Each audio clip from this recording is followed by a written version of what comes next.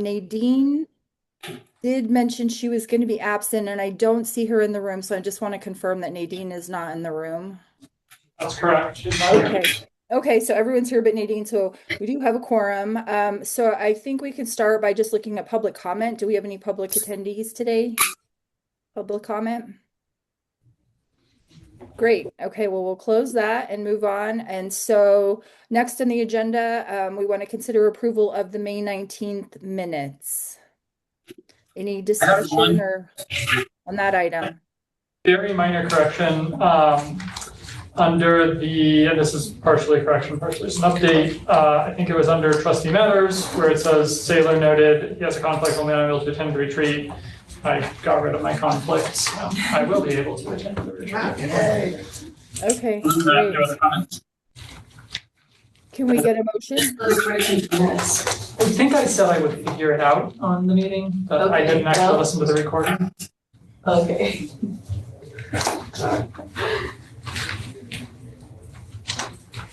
Does somebody want to move to approve? I motion approval. Second. Okay. All in favor of approving these minutes? Aye. Wonderful. They pass. The next item, which I think is our big lift for this evening. So we will be discussing the Downtown Development Authority, and it looks like we have some guests. Regan, and I apologize if I've said that wrong, Regan Brown and Brad Siegel will be here to do a presentation and hopefully answer a gazillion of our questions. So I will give the floor over to those two. Thanks, Sylvia. I'll kick things off and I'm going to hand it to Brad. But again, my name is Regan Brown. I'm the Economic Development Strategy Manager in the City of Boulder's Office of Cultural and Economic Development. I've been the project manager on the Downtown Development Authority DDA effort. I'm going to hand it over to Brad in just a moment. He's going to walk through a lot of the data that we're seeing, the economic trends that really inform why we're recommending the DDA as a tool for Boulder's downtown area, how it works under Colorado law. So hopefully a lot of your questions will get answered then, but we'll of course save time at the end for questions. But it really is a tool to ensure that downtown and University Hill, which is included in the proposed boundaries, remain vibrant, remain economically competitive for several decades into the future. So yeah, that's kind of where we're at. We'll walk through it in more detail. In terms of next steps, City Council will be deciding whether or not to place this on the ballot for eligible electors in November of this year. So that vote will happen on August 6th. And we'll cover more of the election details and kind of what that looks like in our presentation. But I don't want to take up too much time. Brad, I'm sharing my slides, is that right? Yes. Okay, give me one moment. Should I jump into it? Sure. Okay. Good evening. Thanks for having us. And if you have a jillion questions, we'll try to keep this to about 15, 20 minutes max in terms of presenting information. My name is Brad Siegel. I am a consultant based in Denver. My company's Puma, Progressive Urban Management Associates. I've been involved in downtown revitalization work my whole career. So from Denver, got started in Denver. We've worked in 40 states, hundreds of cities, including Boulder. I go back 25 years with Boulder. So both working on the Hill and also downtown. We will walk you through, the first half of the presentation is really the nuts and bolts of the DDA and how it works. And then the second half are some updated financial projections. And we'll also talk about the library district's stake in this in terms of projected tax revenue. So what is...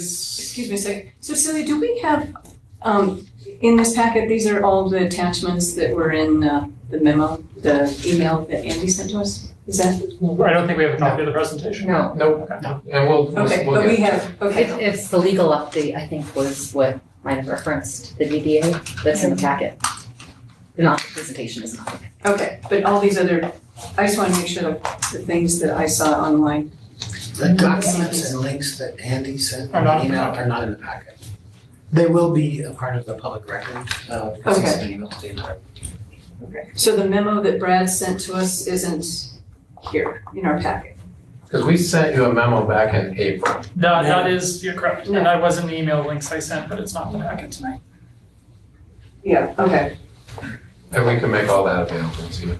Okay, so continue on. I just wanted to. So the memo back in April talked about what the DEA is, and it talked about the potential fiscal impact on taxing partners, including the library. So I'll quickly again run through some of this stuff. But the DEA, this is an entity that's chartered by Colorado statute. There are more than 24 DEAs existing in the state of Colorado. They are exclusively for downtown improvements and downtown activation. It's governed by a local board of stakeholders from the district, so businesses, property owners, residents within the district would be appointed by council to sit on the board.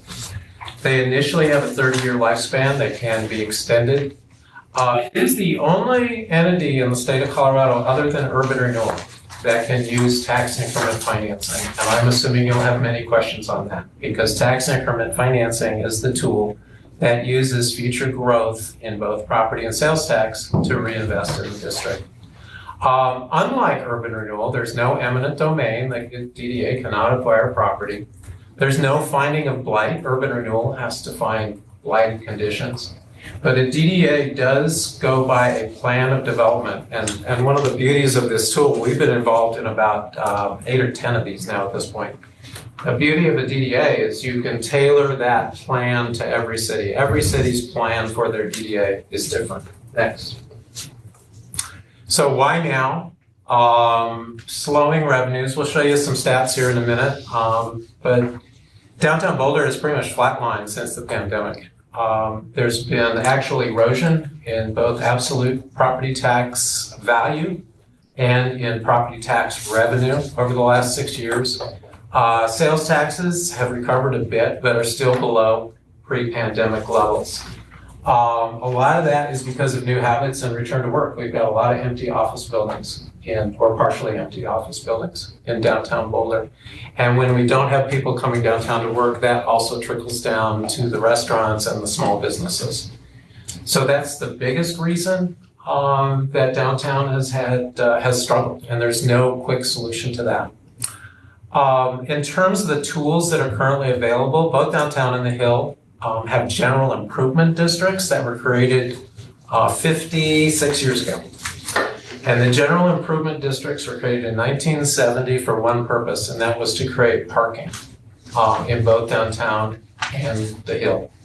And the general improvement districts have arguably been extremely successful. Boulder has one of the top parking management systems for any downtown in the country at this point.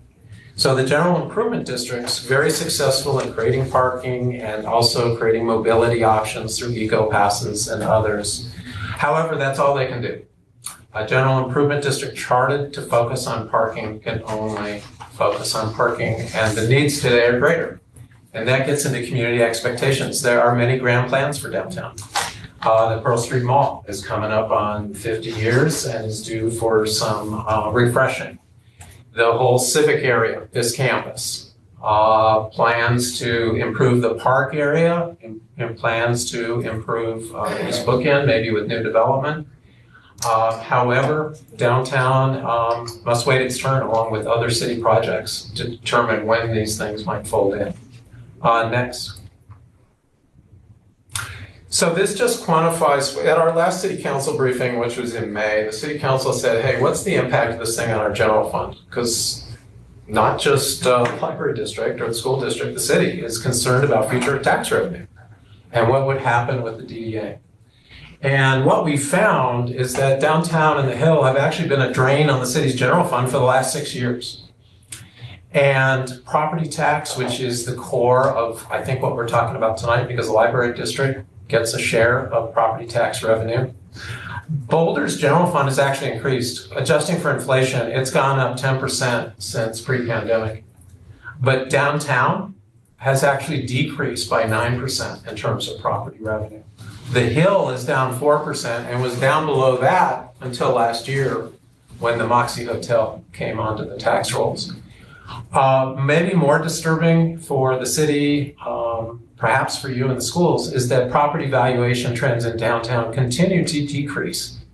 So there's an actual absolute decrease in property value year over year the last couple of years, not even factoring inflation. So property values, which is the tax base of downtown, is down 19% over where it was in 2019 when adjusting for inflation.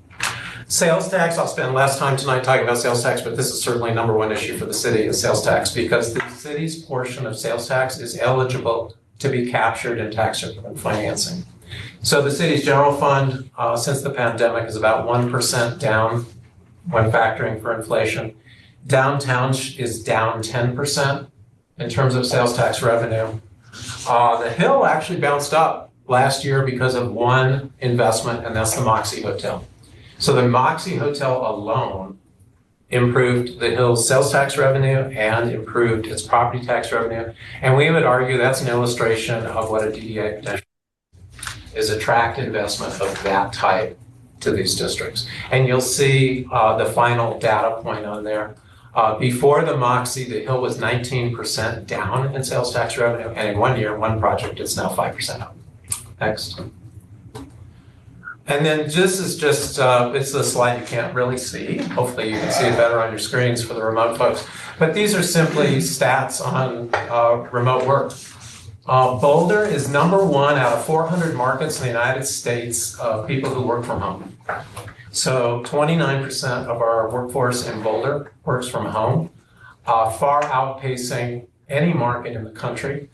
And this is not the only reason why downtown has struggled a bit, but really is the key to reviving downtown. Do we bring office workers back, or do we reuse these empty office spaces in other ways? Do we convert them to housing? Do we convert them to other opportunities moving forward? A lot of downtowns are facing the same challenge. But again, Boulder leads the nation in remote work, which accentuates the problem in downtown. Next. So the DDA, where would it be? And essentially, this is the footprint of the two general improvement districts. The University Hill one is at the bottom part of your map, the southern part of the map. The core of downtown is in the center of the map, plus the connective tissue now in between. So it includes I believe we are currently in the study area with the library. So the library would be potentially within the DDA, as would Boulder High, which actually makes these properties eligible for improvements under the DDA. Next, please. So what would the DDA do? I mentioned the DDAs in Colorado by statute are governed by what's called the plan of development, and every plan of development for every city is different. We have worked to draft a plan of development. It's a document that's available on the city's website. It's in the city council packet for their August 6th hearing. This is actually the second version that we've seen. To put together the plan of development, we compiled existing plans. You got no shortage of plans in Boulder.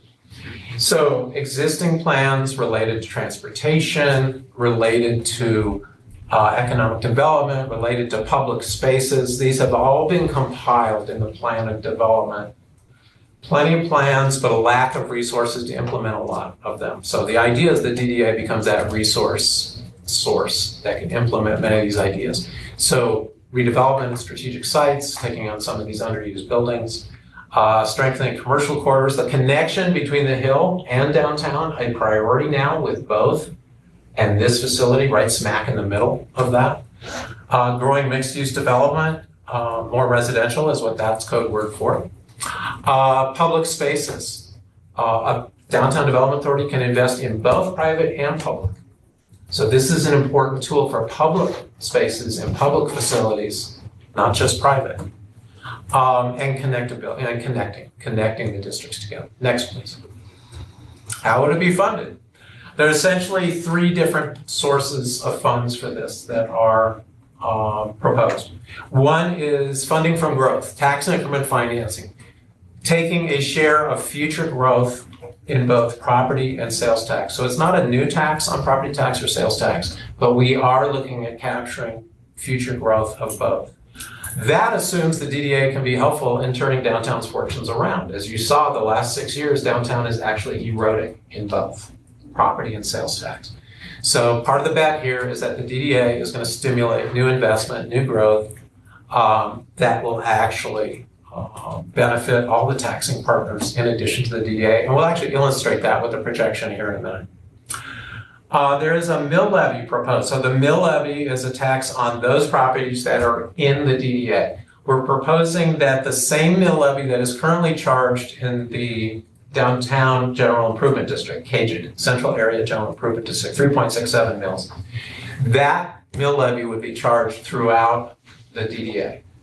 So 70% of the electors within the DDA will not see a tax increase because they already pay the 3.67 mills. This will be an increase, a slight increase in mill levy for the Hill, and a new mill levy for properties in between. This property would be exempt from the mill levy as a tax exempt property. And then lastly, the existing parking system. We are proposing to consolidate the 56-year-old general improvement districts into the new DDA.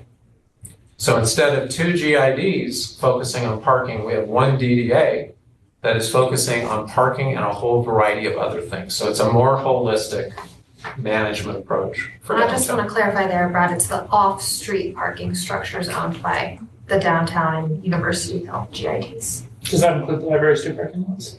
I do not believe that those are owned by CAGID. I think those are general fund. They're city lots, so would they be Right. lots that you would ultimately expect the taken No, over? No. Only the CAGID lots and the UGID lot. There's one There's lot one line. left in University Hill that is owned by UGID. And CAGID mostly owns the parking structures and 2 or 3 lots in downtown. Okay, so those would be the only lots you would be expecting the city to ultimately transfer to the DDA? Correct. Yeah.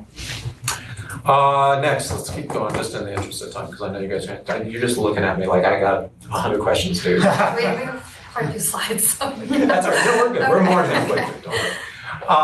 Letter of intent, so this is something Regan can talk about. All of this, where does the money go? How does the money go? How do the parking assets get managed by the DDA? This would all be governed by an IGA, intergovernmental agreement, between the city and the DDA. That's the parking assets and how these revenues flow. The city has drafted, because there's no DDA, there can be no IGA. You need 2 governments to do an intergovernmental agreement. So until the DDA exists, there can't be an IGA. But there is a letter of intent that frames conditions of what the city is expecting from the DDA. And that is in the council's current packet for August 6th. And again, Regan can go into excruciating detail on that tonight. Let's go. So updated numbers. So at our last council work session in May, city council asked us, the city staff, the consultants, we really need to understand the impact of this on the general fund. I'm actually going to get up and point to charts. Whoops. And then also with your cursors for the people on the screen so they can see what I'm pointing out. So I'm going to spend most time on property tax because that impacts the library district. We also did projections, which I'll talk briefly about, on sales tax. So our assumptions on property tax, and what's new about this, a couple things. One, final DDA boundaries. So we've actually contracted a little bit. So we've contracted about 10% of the boundaries from what was initially considered. Why'd you do that? Because there were areas outside of CAGID and UGID that were speculative to be in the DDA. And when we talked to folks east Pearl and north to Alpine Balsam, when we actually talked to property owners, there wasn't the interest that there is in the core. Okay. So at the end of the day, this needs to be supported by all parties involved, the city and the property owners and the businesses that are going to be impacted, because ultimately they vote on the thing. So final DDA boundaries. And we have 2 assumptions here. One, and you can say we're kind of smoking and inhaling on this, but we're assuming the trend from the last 6 years continues if there's no intervention. So you could argue it's alarmist, but we want to show a contrast. If we do nothing and the tax base continues to erode, what happens to the tax base? Versus if the DDA provides investments that can jumpstart and reverse these trends. I mean, downtown Boulder was a cash cow for 40 years, right? From the 80s until 2020. Can it be again? I don't know. But can we reverse a negative trend. That's what the second projection shows. So next slide, please. So here you go. And again, it may be a little overly dramatic, but what we're showing here is remember the last 6 years look like this. This is what the last 6 years look like. And if the last 6 years continue, we're eroding the schools, the county, the city, the library district. All of this is declining. And you'll see this number will be relevant in a minute. But over 30 years, the library district under this scenario collects about $41 million over 30 years. The next slide reverses that trend. And very gently, we're just talking 1% year-over-year growth. The prior slide was 1.5% decline, which is the last 6 years. If we can reverse it, and you could argue even 1% is very conservative, but we can get into 1% growth, we would argue everybody benefits here. So the DDA, under these projections, earned $73 million in tax increment. The DDA is capturing half of the increase in future property revenue increase because of this, and this was in the letter we sent you, is in looking at future property tax, you don't flatline at this year, and that's not your base if you're the library district in year one. You also continue to get appreciation of the base. And in other DDAs in Boulder County, in Longmont, in the urban renewal in Lafayette, what we found historically is that roughly half of new revenue was attributed to the base, so that base continued to grow, and half of the new revenue was increment that was reinvested. So under this scenario, yeah, DDA is reinvesting a lot of money, but the library is also earning more than under the current trend. So with the 1% growth over 30 years, we're at 56 million. The prior slide, we were at 41 million. Let's keep going. We did a similar exercise on sales tax. I will whip through this one because this is more relevant, honestly, to the city, because this is the city's portion of sales tax, but I'm assuming you're all Boulder residents, so it's relevant to you all as well. Not all of us, but yes. Yeah. So final DDA boundaries. We added inflation on sales tax because we had not done that prior. We got some criticism that, wait a minute, sales tax is going to increase because of inflation, even if you do nothing. So we've added inflation into this. And then our baseline assumes the continuation of our last 6 years, our negative 1.5% trend line over the last 6 years. While we're saying, let's totally reverse that. If we can trigger growth in sales tax, let's grow it at 1.5%. Excellent. So bam, these are the different scenarios. And this is annual sales tax revenue. This is inflation plus 1.5 growth.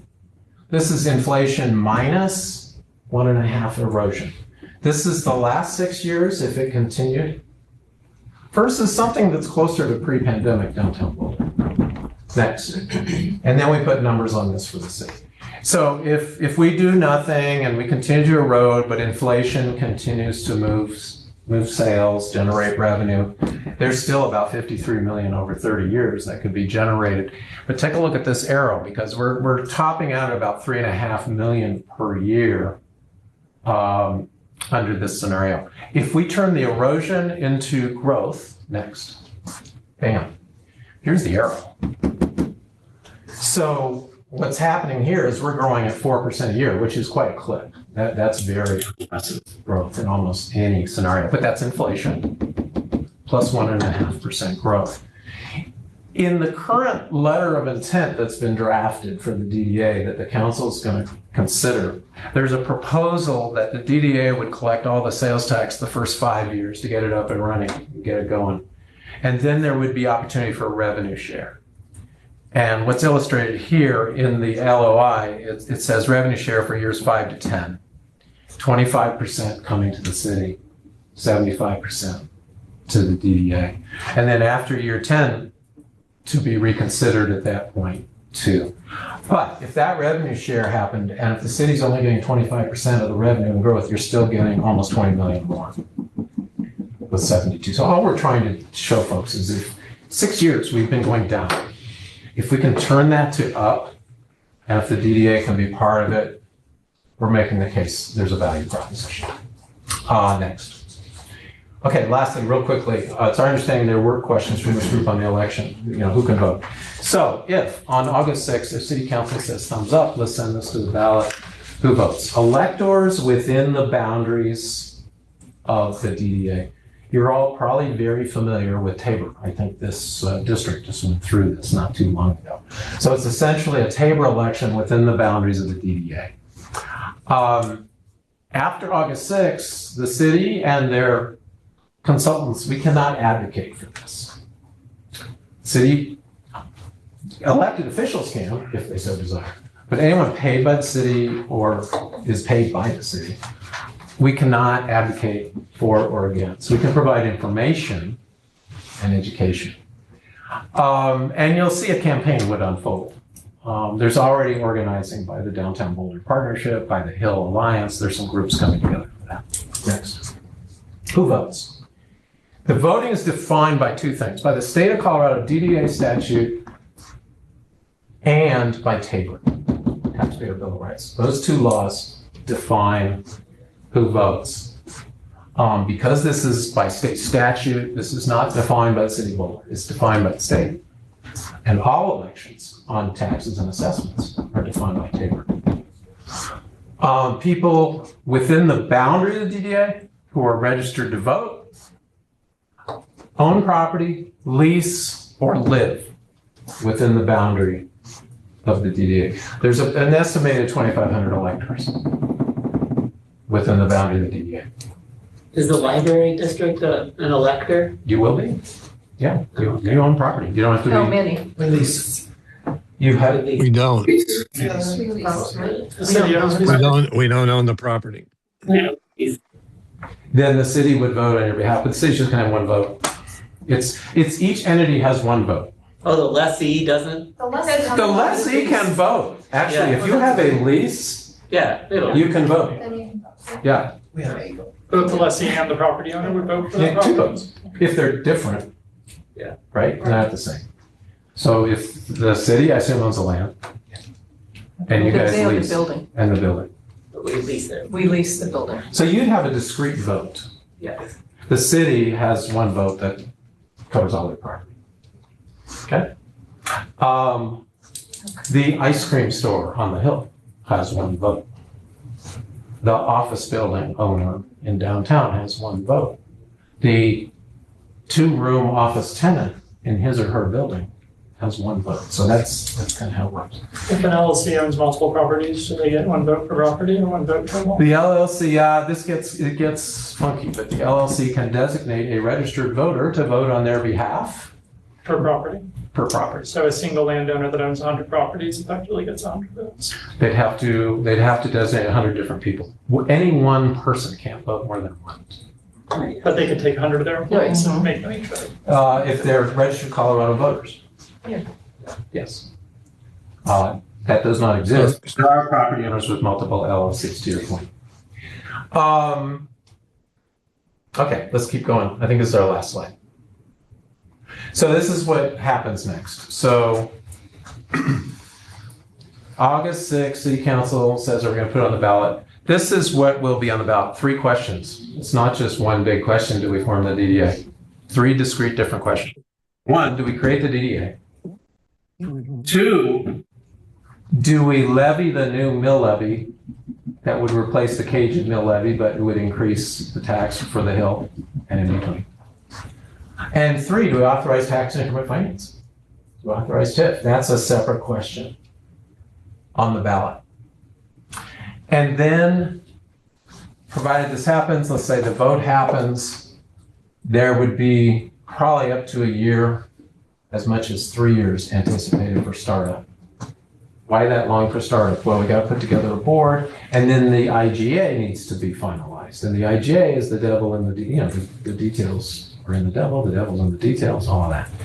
So there is a startup period of a year plus before it would actually be operating. Assuming these all pass, when would it start collecting tax revenue in 2027?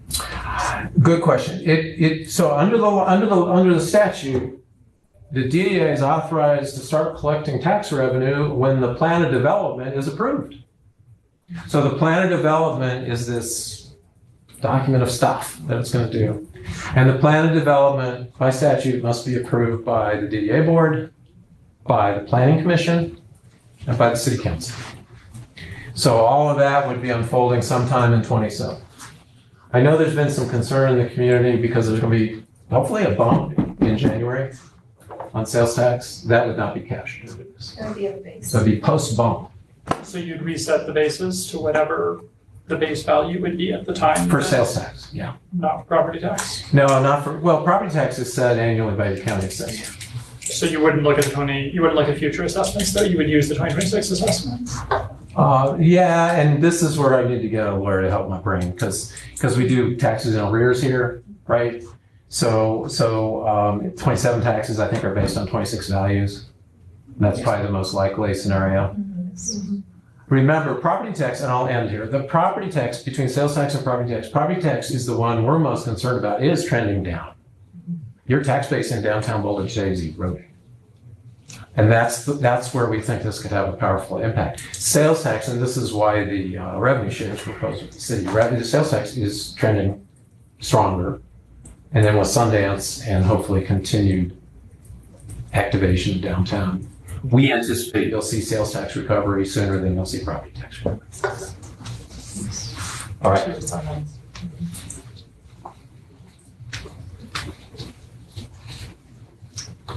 Thanks, Brad. I'm sure you'll have a lot of questions, so happy to. Sylvia, go. Thank you for that. That's super helpful. I guess for us in the room, you know, and I was kind of smiling when you talked about how long it would take to put the district together. A lot of the people in this room put the library district together in about a year once we were created. So we have full understanding of how that works. I think for us, we're just trying to wrap our heads around like what the impact of a DDA would be on the Boulder Public Library District and how that's going to play out over the years. Because I mean, you know, when you look at it, you know, it's like a very extended period of time. It's just hard to really unpack like what, like in a, you know, what in a kind of understandable layman's kind of language, what's going to happen to the library? How is this going to affect the library? I mean, I think we all have a pretty good understanding generally about like how it might work, but it's just it seems very speculative in some ways. There's a lot of unknowns. And so I guess I'm just trying to maybe if you could just start by saying like how you feel this will impact the library in Boulder. Yeah, it's a great question, Sylvia. Thank you. And I'm happy to recirculate some of the projections that Puma produced. But I think it's important to distinguish today's tax revenue from the future growth. So the library district would continue to receive all of its existing property tax base, plus the natural appreciation that Brad had pointed out. And what the DDA captures is that incremental increase in property taxes resulting from the investments that this entity is making. So kind of the new construction, new developments. But can I pause you on that for 1 second? It's going to capture the new growth period, not just new growth that you tie to a DDA project, right? That's correct. Yeah. That's correct. So it's okay. Just I wanted to clarify that. Thank you. Okay. I think, you know, broadening out a bit, it is a trade-off. I think the question is about, you know, do we temporarily reinvest future growth to create a larger tax base over time?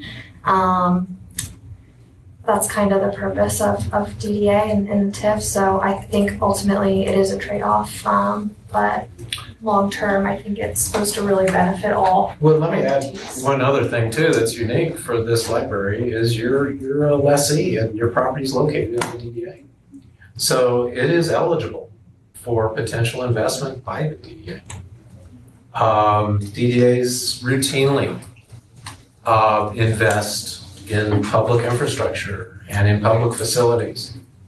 And so there's no guarantee. It's all, it's all sort of a good faith effort to try to turn around downtown's fortunes, but you're an anchor. Right.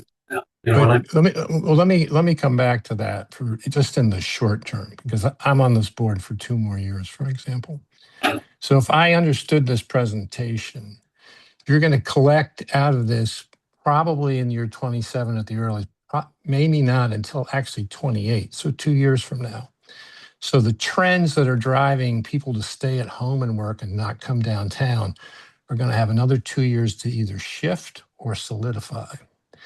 You project 1.8, you guarantee $1.8 million that you're going to have to operate from to begin with. But if I understood the way you explained that, 70% of that revenue, so about like 1.3 of that is going to be money the city's already getting. So you're going to find an extra $500,000 in the first year you're in operation, and somehow that little bit of extra money is going to generate all this new euphoria.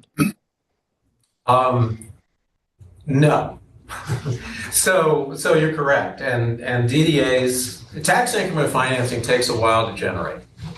So it could be several years before there's significant resource there. So we have, I forget how many tens of millions of dollars in deferred maintenance that we're responsible for. So I don't think the DDA is going to do a lot to help us. Well, let me answer the rest of your question. So I started by saying, yes, it's true that DDAs take a while to generate tax increment financing. That's very accurate. However, if we can turn again erosion into growth, we feel that within 3 to 7 years, you could be potentially bonding this money. And if you bond this money, that's where you get substantial resources to do the types of improvements that you may or may not be talking about. It would be the DDA bonding. Correct. Yeah. I have a question, just so if you can bring to life a little bit more of the examples. I want to go back to Sylvia's question on, so this for us, being in a place where property values have gone down and the library has continued to have to cut services and programs, and we have an aging infrastructure, we have a lot of things that we're trying to do to continue to serve our community. And we don't really have a legal right to be at the table after it passes, right? It becomes more of a goodwill situation that we're gonna be having a certain revenue sharing and things like that moving forward. So putting that risk aside, I would like to better understand, you mentioned 2 things pretty consistently. You mentioned there's not enough basically feet in Pearl Street buying things, and there's office space that's open and not generating. So give me some specific examples, envision this for us on how you could solve some of those problems, so then we can envision how that could affect the library. Yeah, it's a great question. I can start, Brad, chime in. I can give some examples that aren't set in stone, but kind of visualizing what could this tool actually do. Think about helping with the East Bookend, helping with civic area improvements. On the East Bookend, there's potential for mixed-use development, bringing more people down into the downtown core, improving the connections between the Hill and downtown so we have more foot traffic between these 2 key economic centers. The city has a lot of underfunded needs. Brad already mentioned Pearl Street. Can you be specific on what helping looks like in the DDA scenario? Is this, you would be giving rebates to a developer to build mixed use housing? Like what specifically? I'll give you a very concrete example. So the East Bookend is really a great example because that's a publicly owned parcel that's anticipated to potentially have private development on it. So if currently that tax generation from that parcel is 0, right? Because it's publicly owned. Where is it? What is it? Yeah, what is it? 13th Street. 13th Street along where the south side of, I think we were talking about the south side or end of the parking lot that's behind the atrium, was the area. So like where Wemoka is and the farmer's market is. Oh, Yeah. They want to build a permanent farmer's market there, a parking garage, probably some housing. Yeah. They want to sell where Mustard's stand is Mhm. and build some stuff. That's the idea. So build some And stuff. that's considered to be the East Bookend. That's Yeah. considered to be the East Book. So here's an example, and Tom, here's an example of how you could generate tax increment very, very quickly. Is if there's a public site that's generating 0 tax revenue, And let's say we do a public-private partnership there where we've got some public benefit uses going on, like the market, and we've got some private uses, maybe some housing and maybe some parking and something else, maybe some retail. That private part is immediately going to go on the tax roll, and that private part, the taxes generated from that, can be factored into the development plan and can help finance the Yeah, development. well, again, it's not that fast. If you're starting this in 27 and you're doing this in 28, you have money to spend in 28, and people are building things. They have to build it first. So really, that's money that's maybe 29, but probably 30 at best. The way the capital markets work is you can borrow on it now based on what its value is going to. You mean the DDA can borrow on it now? The DDA can borrow on it now on behalf of the whoever's building that. So if it's the city and it's the private. So the DDA might borrow money and then we might somehow get some of that? It's only, We're talking about East Bookend right now. only when you get the development. So yeah, you're right, dude. It's like 4 or 5 years from now. Yeah. Yeah, it's not around the corner. That's my point. And so that's Okay, give us a few more examples if you can.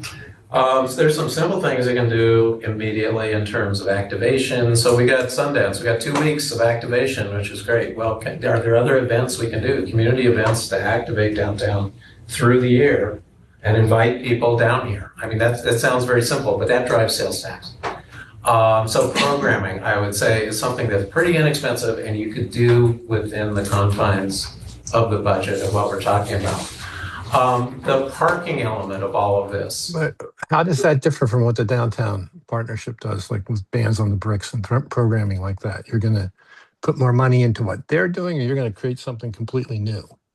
Broaden it, you can bring it to the Hill. The Hill is certainly lacking in events and small business support. You can improve not the East Bookend, the Arboretum path connecting the Hill to downtown. So connectivity, mobility improvements, streetscape infrastructure, pedestrian infrastructure. Yeah, I think part of the calculus here, and it goes back to the initial question that this is unknown. You know, there's unknown. Yeah, thank you. We're getting into is that there are a lot of variables, there are a lot of unknowns, but I think part of the calculus for the community is, are we better off with the status quo and not doing something new? Or do we try something new that frankly has been proven in the 24 communities where it's been used? But it's for 30 years. So it's not like we can stop it, right? Can we repeal it? Can you repeal it? Yeah, like can the city council say after year 5, if you've grown 0, can the city say? That's a good question. That's a good question. It's a legal question. I'm assuming there's a dissolution process in the statute. There usually are in these types of districts. It probably have to be. But you would have to pay any obligations. So if it took some debt, yeah, it would have to pay that off. So how about, you said this was plan of development. Is there any provisions where the plan of development, all its goals are met prior to the 30 years, things would revert sooner? Or what happens when you meet all the plans, all the goals of the plan of development? Well, you can amend the plan of development. That's in terms of. Yeah, downtowns change. I mean, cities change, economic trends change. I mean, who knew about pandemics before 2020? So there are changes. And so a couple of examples of mature DDAs that I would encourage you to look at, Fort Collins and Longmont. And the Fort Collins DDA now is in its 2nd term, so it's in its 40th year, 40-something year. The Fort Collins DDA has first built and then updated their town square. They've actually reinvested in that whole thing twice, and they totally financed it through the DDA. They have financed 15 different, please let me finish, Tom. They've financed 15 different alley improvements there. Longmont is reinventing its downtown. It's on a highway. So its DDA is doing alleys. They just built a hotel. It's pretty phenomenal. So I ask you to take a look at what some of these other cities have done. I'd like to follow up on what Doug asked you about being it repealed, and I meant to ask this question earlier. So you've obviously studied this with the intent that it's going to win and go forward. So I'm curious, of the people who are going to have cast a vote, how many are just residents that live within that district versus property owners or tenants of buildings? We have some of that data. Yeah, we have the data. If roughly, my recollection is about half of that 2,500 are actually lessees, are tenants. And about a quarter are property owners and a quarter are residents. But that's So about rough. a quarter. So that's one of the things, and it was something else that you had said that I want to just take exception with about this being about community. So when we created this district, we created everybody in the city of Boulder and the outlining areas that were in our district had a vote. And what we've created has been impactful across that whole region. And the downtown is impactful across the city. And clearly it's going to be impactful on us as the library. And yet the people who get a voice in this are very small and self-selective. It's a kind of an amazing gerrymander in a way. So I just want to put that on the record.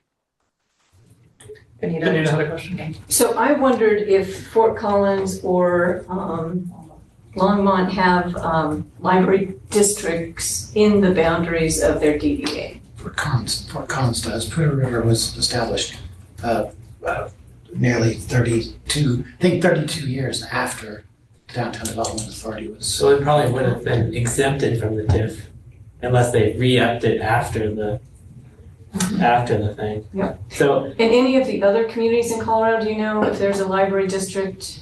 Douglas County, Colorado Springs, Castle Rock has a Downtown Development Authority. With a library district? Library district is overlap? the entire county. Oh, okay. I have a question. Yeah, keep going. Go ahead. Going back to the revenue sharing, this sharing model that you talked about, you get only the growth. Is that true? I mean, where is that written down? Is that something that has to be negotiated? Wait, this says right here, the decision whether to negotiate sharing agreements with other taxing districts will be at the discretion of the DDA board. So there could be no revenue sharing? Well, city council won't put this on the ballot unless there's a revenue sharing clause, at least with the city's federal fund taxes. But when it comes to the other taxing entities, state statute doesn't require. But you're selling this as it's going to be sharing, right? I guess how do we guarantee that sharing, given that the folks deciding it don't Well, exist yet? So the property tax, the appreciation, which is the revenue share with the library district and others, that's guaranteed. There's no IGA. That is done by the county assessor. So the county assessor will be evaluating property values in this district every year. And what we have said historically in other districts and in Boulder County districts, about half of the appreciation has been due to the existing properties. That goes to your base. The other half has been due to new investment. How do they do that? It's magic. Every county does. I'm not trying to be flip, but every county has a different way of doing it, and just working these throughout the state, it's been about a 50-50 share. What dictates that? Is it It's so, the way I understand it, I met with the county assessor to try to get a better understanding of this. This is a better answer, by the way. I don't know if it will be, but they essentially distinguish annual reappraisal values from new construction. So the reappraisal, property values grow from general broader market conditions. That goes to natural appreciation, what we're calling it. And then there's new construction, new investment. That's kind of the growth that would go to TIF. So if you invest in like the park, there's going to be no tax. There's no TIF from that, right? Yeah, you're spending it, but you're not getting it. Yeah. They're assuming that more feet in the area will bring more sales revenue, or that eventually da-da-da. Well, yeah, with the sales tax. Right, exactly. Yeah. Just to be very clear about this point though, because it's been conflicting in a few different places. The DDA is formed absent any IGA or additional agreement. The library continues to receive the amount of money we're receiving now, plus any growth attributable to natural growth. Correct. So it's not like a flat baseline number like there is. Okay. And that happens completely absent any additional Correct. IGA or agreement. And the county assessor. And that's in state statute for DDA TIF funding with property tax. Like, it was really hard to find where this rule actually Yes, this exists. is a little confusing. This Yeah, it's inferred in statute, but in practice, in every The practice part's what makes me Can the nervous. assessor write that down and give us a written statement about that? Well, that's what they've been doing in Longmont for 40 years. Yeah. And that's absent So of Boulder IGA. County has been doing it. I mean, so they could write it down and say, this is the practice and Yeah. give it That to will us. continue. Did you ask them for that? I can ask them Yeah. for something So the- written, yeah. 50-50 numbers in your projection is roughly what you have seen in other DDAs based upon what's attributable to natural growth versus what's attributable to. Yeah, two Boulder County examples that we looked at. Longmont is about 50-50 over 40 years. We looked at Lafayette at their former urban renewal authority, and they were actually 60-40. 60 was appreciation and natural growth, 40% was new investment. So then what's this that you speak of then? This negotiate sharing agreements? What is So- that? Well- If that's not the sharing, then what is the sharing agreement? I think with that, we were being specific to the revenue sharing agreement with the city because sales tax works differently than property taxes. Sales tax, once you set the base, there's no natural appreciation that continues to go to the general fund. It would be flatlined unless the sales tax rate changed. And so that does have impacts on the general fund, pretty significant. And so if council's gonna consider this and kind of look at the city's fiscal health, it is pretty necessary. Okay. And what are these, so when council's looking at this now and the city's making these deals, I mean, to your point, there's no IGA yet because there's no DDA yet. Right. So like, how do these things actually get guaranteed in practice? Is it just council gets to pick the first board and they will presumably pick board members that will align? There's something we haven't mentioned that actually doesn't get mentioned enough. The city council must approve the annual budget of the DDA. So every year, the DDA is going back to city council to get approval for a budget and what it wants to do. And there's actually city council power there. Because the city council can say, wait a minute, we would like to see this, we would like to see something different. Right, and in terms of city oversight, I also want to emphasize, if the DDA were to be placed on the ballot and approved by the eligible electors in the proposed district, the DDA isn't immediately operational. City council has to appoint the board, they have to approve the plan of development, they have to negotiate and approve the IGA before this thing is up and running.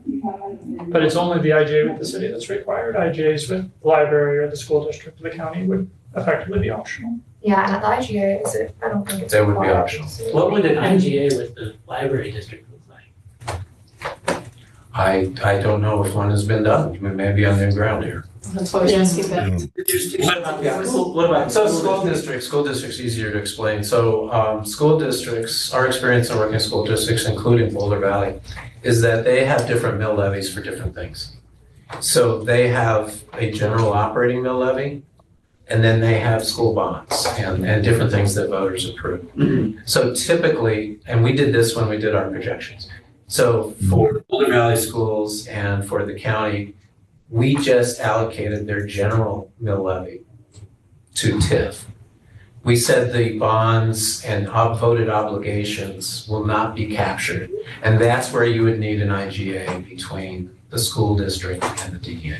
So that's an IGA that basically took money that normally would have gone to the DDA and transferred Yeah. it back to the school district. Yeah, and school districts and if the county has dedicated funds, they want to keep that bonding authority, right? They don't want to have to go back to the voters every time they expend a bond.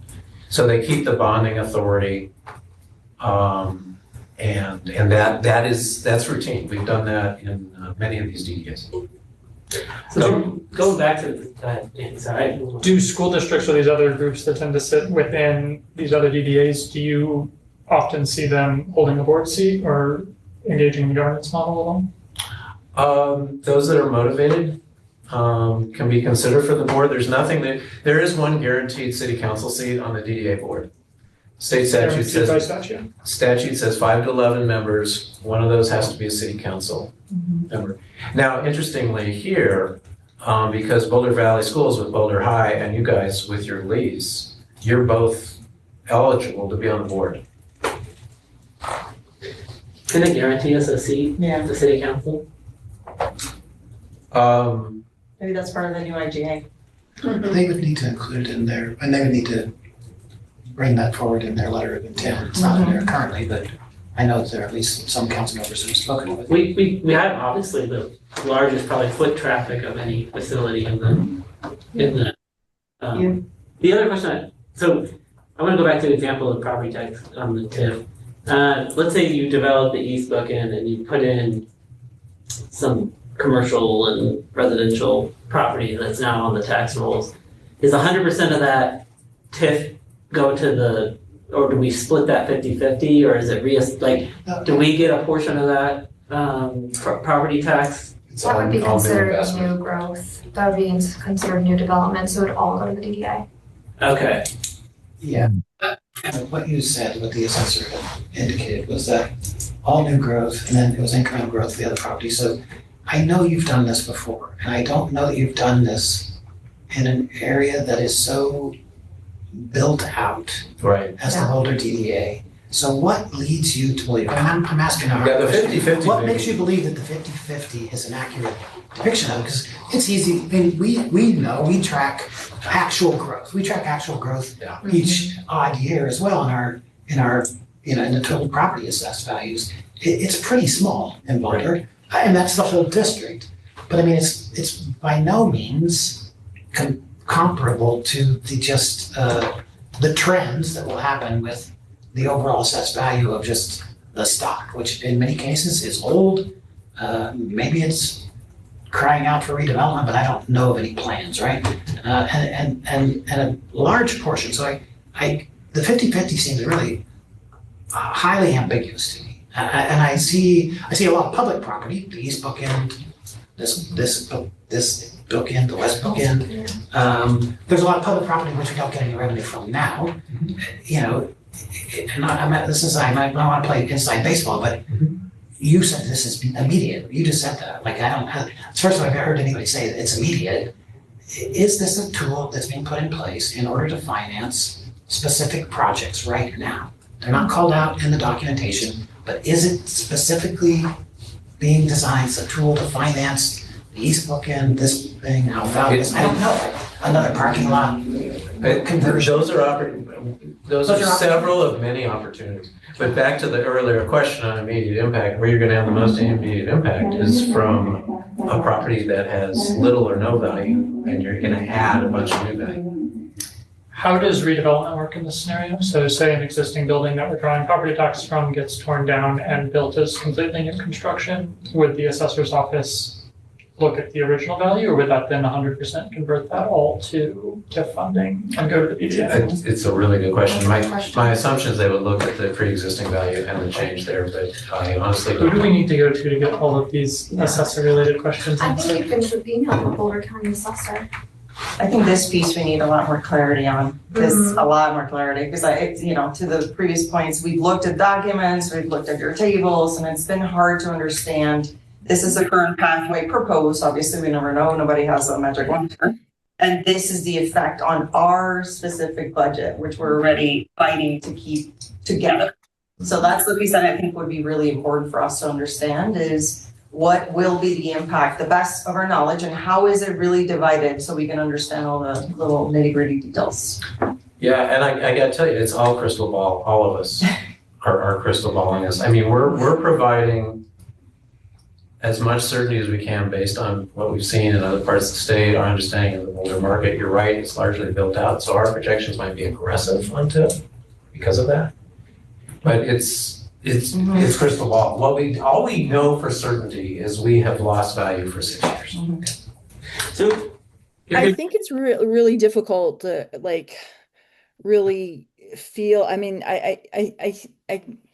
I think you can sense that we have a lot of concerns just thinking about how this is going to work for the library. And, I think we're trying to be open-minded and trying to, trying to really understand like the long-term picture. I think for me, what I hear over and over again that troubles me is, this could potentially become enacted without the library, whether we want it or not, essentially.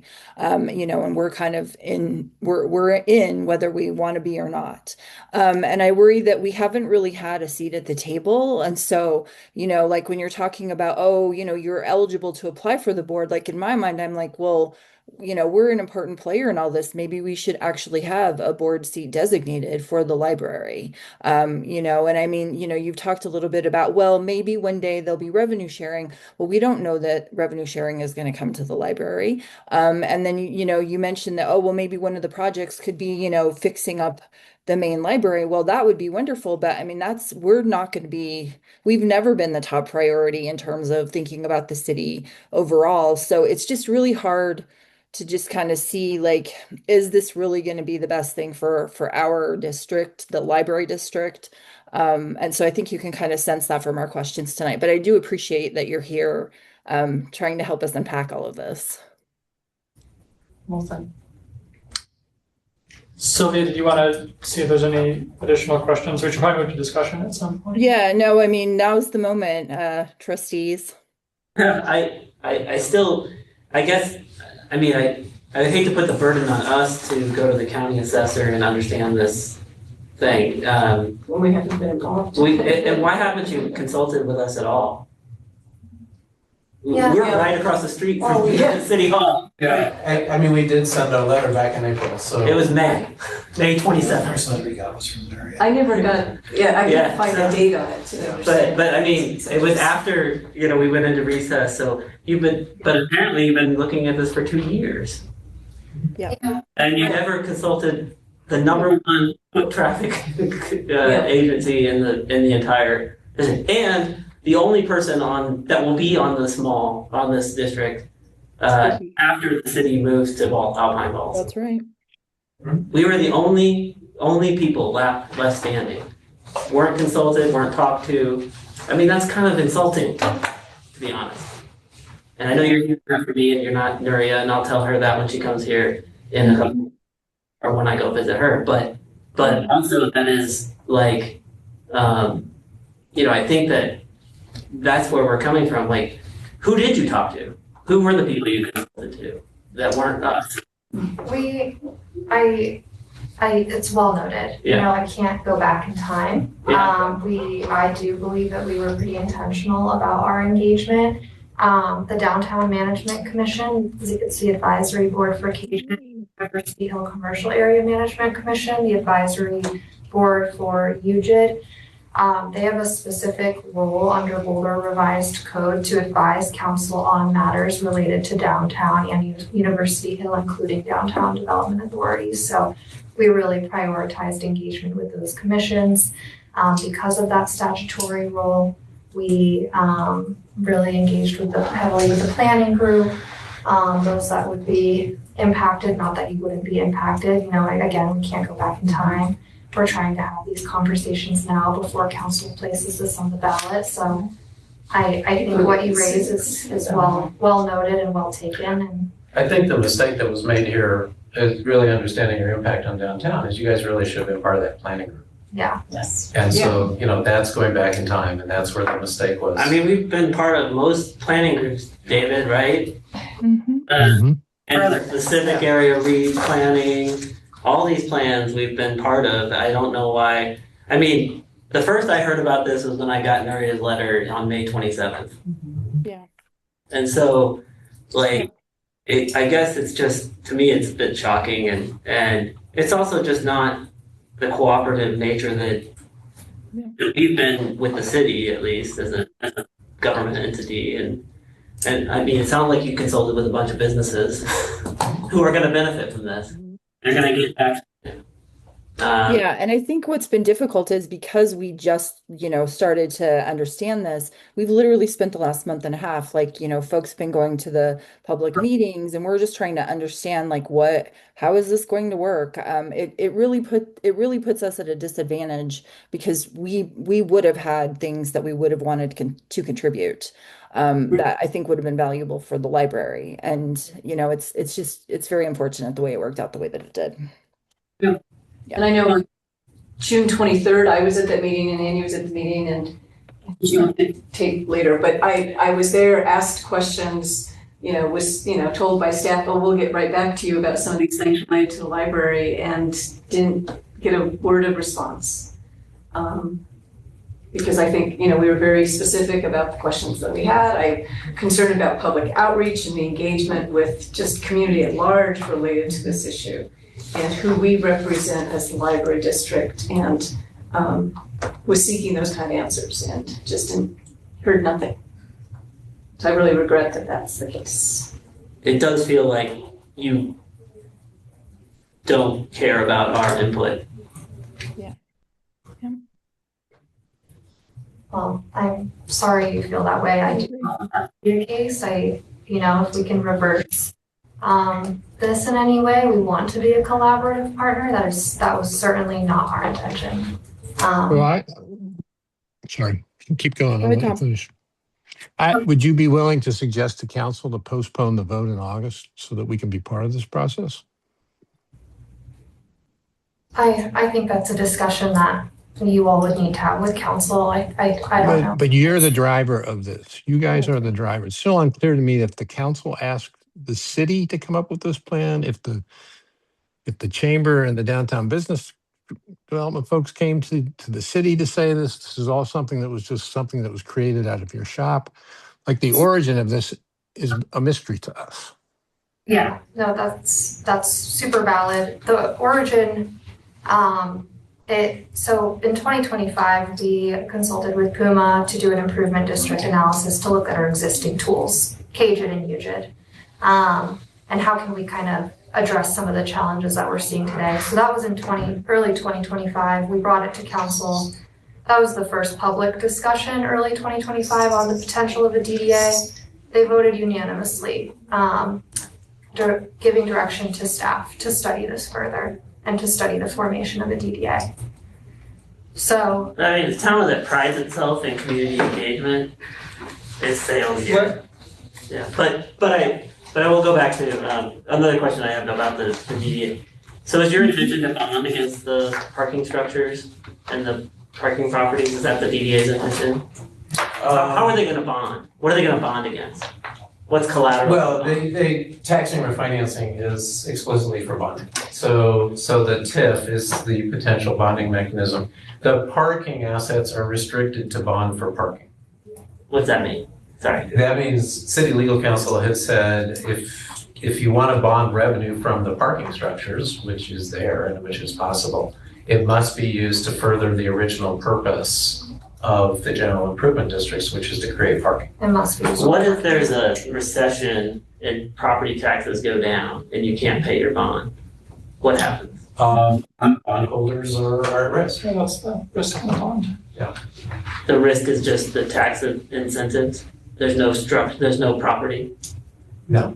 Because this is something's future tax. We can also bond against future tax revenue, yes. We can, I would advise against it. Sure, I'm not suggesting it, but it's the same mechanism that we have. And the risk is basically that the bondholders mispredict what future taxes will actually be. And they just default. And they can't take collateral against that. Yeah. So, okay. I just was wondering. Do folks have so we need to discuss what position we want to take. Yeah. Do folks have additional questions? It's a public meeting. You're welcome to stick around, but also you're not obligated. So I want to give folks the chance if anyone doesn't want to sit here for more discussion. I at some risk, let me leave you with one final thought based upon what I've heard here. Again, I think both Regan and I feel we feel what you've told us about the process, and we hear you, and you really should have been part of the planning group, but we can't rewrite history on that. What I'm also hearing is that this district sometimes doesn't necessarily get on the radar of the city in terms of capital needs. And I'm hearing that there's some sense of neglect from this group potentially, or at least you don't rate as high on competing. I will say this, and you can say I'm smoking and inhaling on this. I will say if a DDA is created, you'll be a major stakeholder. I mean, you're the largest traffic generator, as you've mentioned.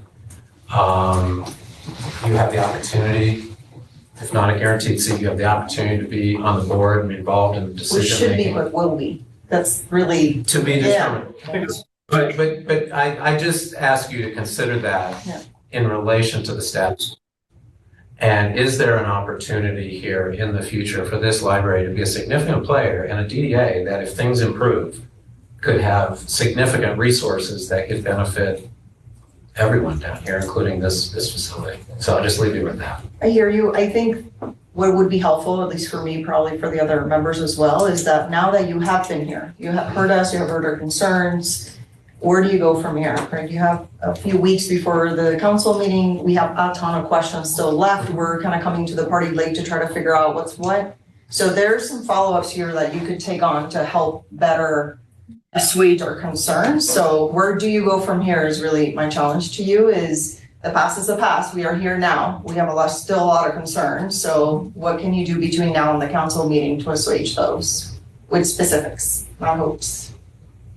I don't know if I can answer that on the spot. I think at the Like bare take it as a minimum. follow-up. Yeah, I think at the bare minimum, you know, I'm gonna have a conversation with leadership, and you all have my contact info. If you don't, please let me know. I can give it to you. I think I'm on the calendar invite for the meeting. Please reach out to me directly. I don't know who you reached out to regarding the questions you said you got no response to. One of the staff members who were facilitating. I That was apologize a- that was the case. It was a downtown partnership event, so it might have been those guys too. Yeah, I tend to be as responsive as I possibly can, so. She did respond to me. Regan did. Quickly, I'll say. I do think some of these assessor questions, if you guys can shoot those to us real quickly. And we get that the assessor's a black box. We also have this problem, but they are rather critical questions to have an understanding. Yeah, so that's something that I'm assuming your contact would return your call. Mhm. I think that's fair game, because that seemed to be of importance to several of you. It's not gonna answer all your questions, but it's. We need we kind of need an answer from them. I mean, last year, we got the certified letter from the assessor. I immediately looked at it and I thought, like, this is fucking wildly incongruous of what I think we should be getting, and they made a mistake, right? So it took us, only a matter of a couple of weeks for them to admit their mistake and reconcile it, but that doesn't exude a lot of confidence, and like, it would be helpful if there was a written formula they were using. And We it's can a cross-check. Yeah, we can then cross-check against something. It's not A statement on how they differentiate. Yeah, when you tear down an old building and build a new one, Yeah. that's a very specific question. What is the formula? Yeah, it should be public matter. It's an incredibly important matter of public interest, but the assessor's office is not particularly Yeah. transparent. And actually, we wish the state would standardize it somehow, but it's not. All right. Well, thank you. Thanks for having us. Having you for dinner. They didn't eat. I know. We- But expensive. Put some tacos in your pockets. Sylvia, did you have a way you wanted to do this discussion? Yeah, I think we can, I think we need to think about and discuss like what do we want to do at this point? Do we want to reach out to the city and convey the concerns that we have? I think Benita had mentioned maybe taking a vote on where we fall on it. And I myself, just to kind of get to that, I don't know necessarily that I would want us to vote on whether we support it or whether we're against it at this point. I think we're still trying to get the lay of the land, and we need to unpack it a little bit more, and I like the fact that they now understand that they've had a misstep here. We need to make sure that we're playing that in the appropriate manner, because we might have some leverage points down the road, and we don't want to give that up to just be, wholly maybe against something at this point. I don't know. That's just my thought. But any thoughts right off the bat? I guess the way I'm thinking about it is a little bit similar to you. I think our main leverage point is the council vote 2 weeks from now, effectively. And, there's a couple of options we have here. We could try to lobby against it in the hope that council votes against it. I don't know what the likelihood of us lobbying changing council's outcome is. I mean, it's not zero, but it's probably not super high either. We could go to council with a specific list of asks where we say, you do move forward with this, we would at least like to see A, B, and C, where perhaps one of those things is a board seat, or some of these other things we could ask for. I mean, in my head, like that's the direction I would probably go here because it's lower risk. The risk is if we lobby against this and council passes it anyway. Yep. We've kind of blown up our ability to have a seat at the table. I don't imagine they will be coming to ask us to join the board at that point. But it's possible we'd be successful in that lobbying and we would avoid this whole thing happening in the first place. My read on council votes right now is it's trending in favor of passing, with a few folks perhaps flippable, but certainly no guarantee of that. There's a lot of horse trading going on, and my guess is there will be enough horse trading happening here that individual council members will get promised individual things to bring at least 5 around to a vote. Yeah. Yep. Tom? What if we send a letter to council? I don't think this is to the city at this point. The city's already made it clear we weren't part of the conversation. Yeah. We've referred that. This is all going to happen in the council here in a couple of weeks. And it's a letter that first explains that, we got our first presentation on this tonight, 3 weeks before they're going to vote on this. Here's our immediate list of concerns. Because once it's voted and goes out and goes into the IGA process, unless they clarify before they take it to the voters that A, we are part of revenue sharing, and B, we have a seat at the table, we would urge them to vote it down or to delay it until those things can be considered. Yeah. Those are some good points, Lisa. Yeah, I think that this is very likely the most power we're going to have in this situation right now, because they don't want the library to come out in any way or shape or form saying that this is going to damage us or hurt us. So this is right now is when we have the most power to negotiate something. I'm very much in the camp of what Andy mentioned, which is here's what we would need to see for this to make sense to us. I think trying for an IGA would be my first go-to. Like, they have to have an IGA with the library. They have to guarantee us a board seat. And my wish list, they have to make one of these projects a utility upgrade. That would be my personal wish list. I'm sure that there's a bunch of others. But like very specifically, like you have 2 weeks, right? We have 2 weeks. We don't have time to go back and forth. So we're very upset we were not involved. The first letter was made towards the end of May. This has been going on for 2 years. We have no idea how this is going to hurt the library. There's no time to really figure this out. Here's what we would need to see. As soon as we have a promise for an IGA, now we have power after this passes. Yeah. No, and I like that. I think that's kind of the direction where I kind of feel most of us are headed. And Tom, that I think the idea about getting the communication and letting our position, well, I mean, it's hard to say a position, but letting the council know, oh, by the way, you forgot us. We need to be engaged in this going forward. Yeah. Go ahead and then I'll follow you. Okay. I have my hand right there. Oh yeah, so sorry. I mean, that's okay. If you could see I apologize. You're much smaller on my screen. I guess. Can you see my tattoos on that screen there? Not really. I may have come off as angry and like a congressperson, but I actually, on one hand, think this could be good for the downtown library in some respects. I think potentially, we have a goal, and we've expressed this to council, of activating this space around the library. We don't control it. We want people down here because it keeps the place safe and busy and alive and fun and it's, the creek is super important to our the well-being of the creek. So, and I think in the beginning, most of the revenues are coming from sales taxes. So it's not going to affect us, right, in the beginning as much. It's the later years. It's probably after we're all gone and retired where I think the bigger hits are going to be. Now, there's these questions. Let's assume these things are true. There's questions about redevelopment or whatever.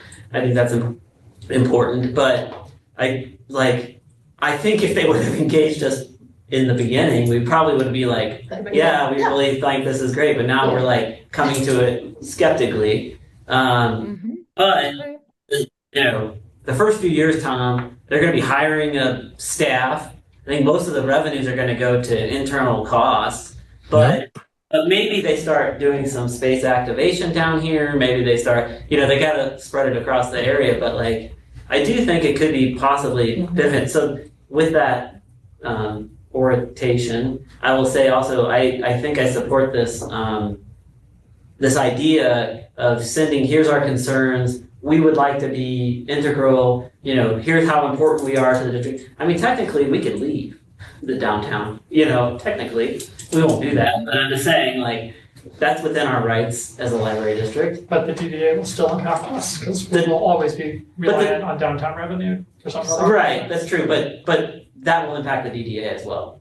400,000 or 425,000. The DDA might love it because the city owns the buildings and they can redevelop them. They can, yeah, but it's in a flood zone. But yes, but yeah, I mean, like, we have agency is what I'm saying. So I do like this idea of here's our concerns. If you do, we weren't consulted, we're upset about that, or it's a very short time frame over the summer where they were on recess for a month, we're on recess for a month.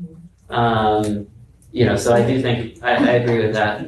So yeah, that's fine. Yeah. So what about everyone else? I think Benita, you're next. What are your thoughts on this? So I like the letter approach. I wasn't thinking of lobbying, so when I heard you say that, that's not my thing. I think the letter and the documentation of our position is really important. So maybe a committee of 2 of us or 3 of us could work on that together. I wanted to just ask 2 maybe unrelated questions, but I remember, Andy, that you were suggesting that we needed, or we might consult for a legal opinion related to something. Well, we have got it. There's a memo in your packet that is from our lawyers. I don't know if you have anything you want to say about this that isn't in the memo. Right.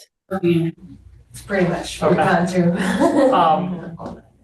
So the memo does seem to align with what they were saying. That is, there is some statutory requirement that natural growth continues to accrue to us. Again, no one seems to be able to explain the math of how that actually works, but they didn't say anything that contradicts the memo, I guess is what I'm saying. But there are other places where like it has been a little wishy-washy in how they've expressed that. So okay, I just wanted to make sure like we got the legal answer we were talking about that you had concern about that I remember you saying. Yeah, I was hoping you would come to us and say there's a provision under state law that lets you opt out of the DDA, but it seems there is no provision. So you think I would have not found that already? I would have found that already. Yes, so we paid them to tell us that. You're just a volunteer. Do anything with mine. And then my other question, or somewhere along the way, I was thinking about these parking lots, and is there any sense of what might happen related to parking lots, or what the city might do, or, they're not in Caged or Ugid, but it just seems like they're gonna play in here in some way, and I just wondered. There is some plan for it. Well, how do we Yeah. confirm that fact? I can find that out. Okay, let's just double check that out of an abundance of I due do think diligence. that it's city parking that manages this space, and it's a combination of the general fund monies that go into keeping it in repair. We don't want to own it. It is expensive to maintain in it. I mean, they did do some work this past year, but it's frequently in bad shape. Is there anything related to the parking lots Well, the that would need to be in our letter? The 2015, no, I don't know. Well, It's like the 2015 plan that was submitted for the civic area, which is still, existing, called for shrinking the size of the parking lot here or removing it and replacing it with a structure on the west side of the library, which would be a mixed-use facility that would have a parking garage. Now, that's not a terrible thing for us either. They were not planning on removing the parking. There was briefly discussion of removing this parking lot or decreasing it in size and offsetting it with a parking garage on 13th Street, which, it does allow for traffic to come down, but it would be impactful, I think, to our patrons, especially patrons who have mobility issues or parents with small kids, which is still a large part of our door count. So you're not likely to push a stroller with 2 kids from 13th Street or 14th Street down to the library. So I think that would be, I saw plans and I said, I'm not sure. I think we looked at this over a year ago. It showed a reduction of the parking lot by almost a half. Put in a beach. And we said, yeah, they put it at the beach, and we were like, yeah, not so happy about that. And then we never heard another word about it. On the other side. I think they just dropped it for now. It's Oh my God. probably on hold. Can you imagine what this beach is gonna be like? Okay, sorry. Okay, those are my questions. David, I mean, you've kind of been listening and you've been really studying this. I mean, is there anything else that, from your perspective, we haven't talked about, or maybe that we need to think about or ask about further?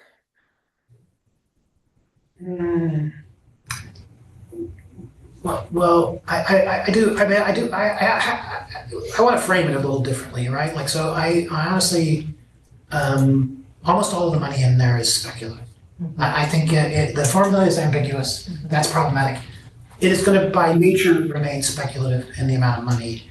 And I hate to sound crass about it, but to me it seems incremental, and I mean like fractions, in relationship to the overall situation that we find ourselves in financially. Apropos of nothing, the city is leaving in 2027.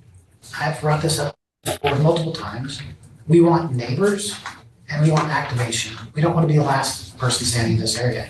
And so that is going to require investment and capital investment, and it's going to require somebody to do it. And that pathway may be best painted by the DDA, right? So they have a dedicated commitment to invest in the downtown, and so in that sense, I'm largely supportive of the notion. This idea is a good one, because we definitely, I'm of the opinion that downtown is in desperate need of investment. The civic area is in desperate need of investment, and I worked at the city for 10 years. I can tell you for sure, there is not currently a mechanism. They would have figured it out 20 years ago if there was. There is not a mechanism for investing in this park.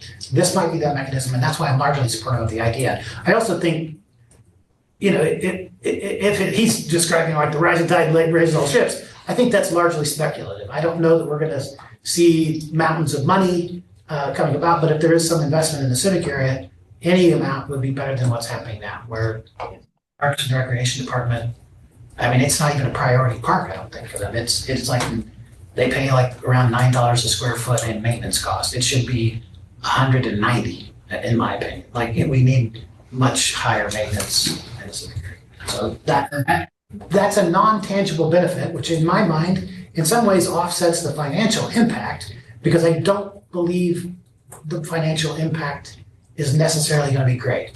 If all things go well, super well, then it's like, okay, we all, rising tides do go up. If it's all negative, then what's the harm? I mean, I don't know that the financial impact to us is that significant. In comparison to a lot of the other things we're looking at, the legislative issues that we're going to discuss in 3 weeks that have changed the formula, the devaluation of property in Boulder within the district itself, those are major concerns. Those are millions of dollars that we're seeing year after year. This is maybe $4 million over the course of 30 years. I don't know if that matters. Even $300,000 a year.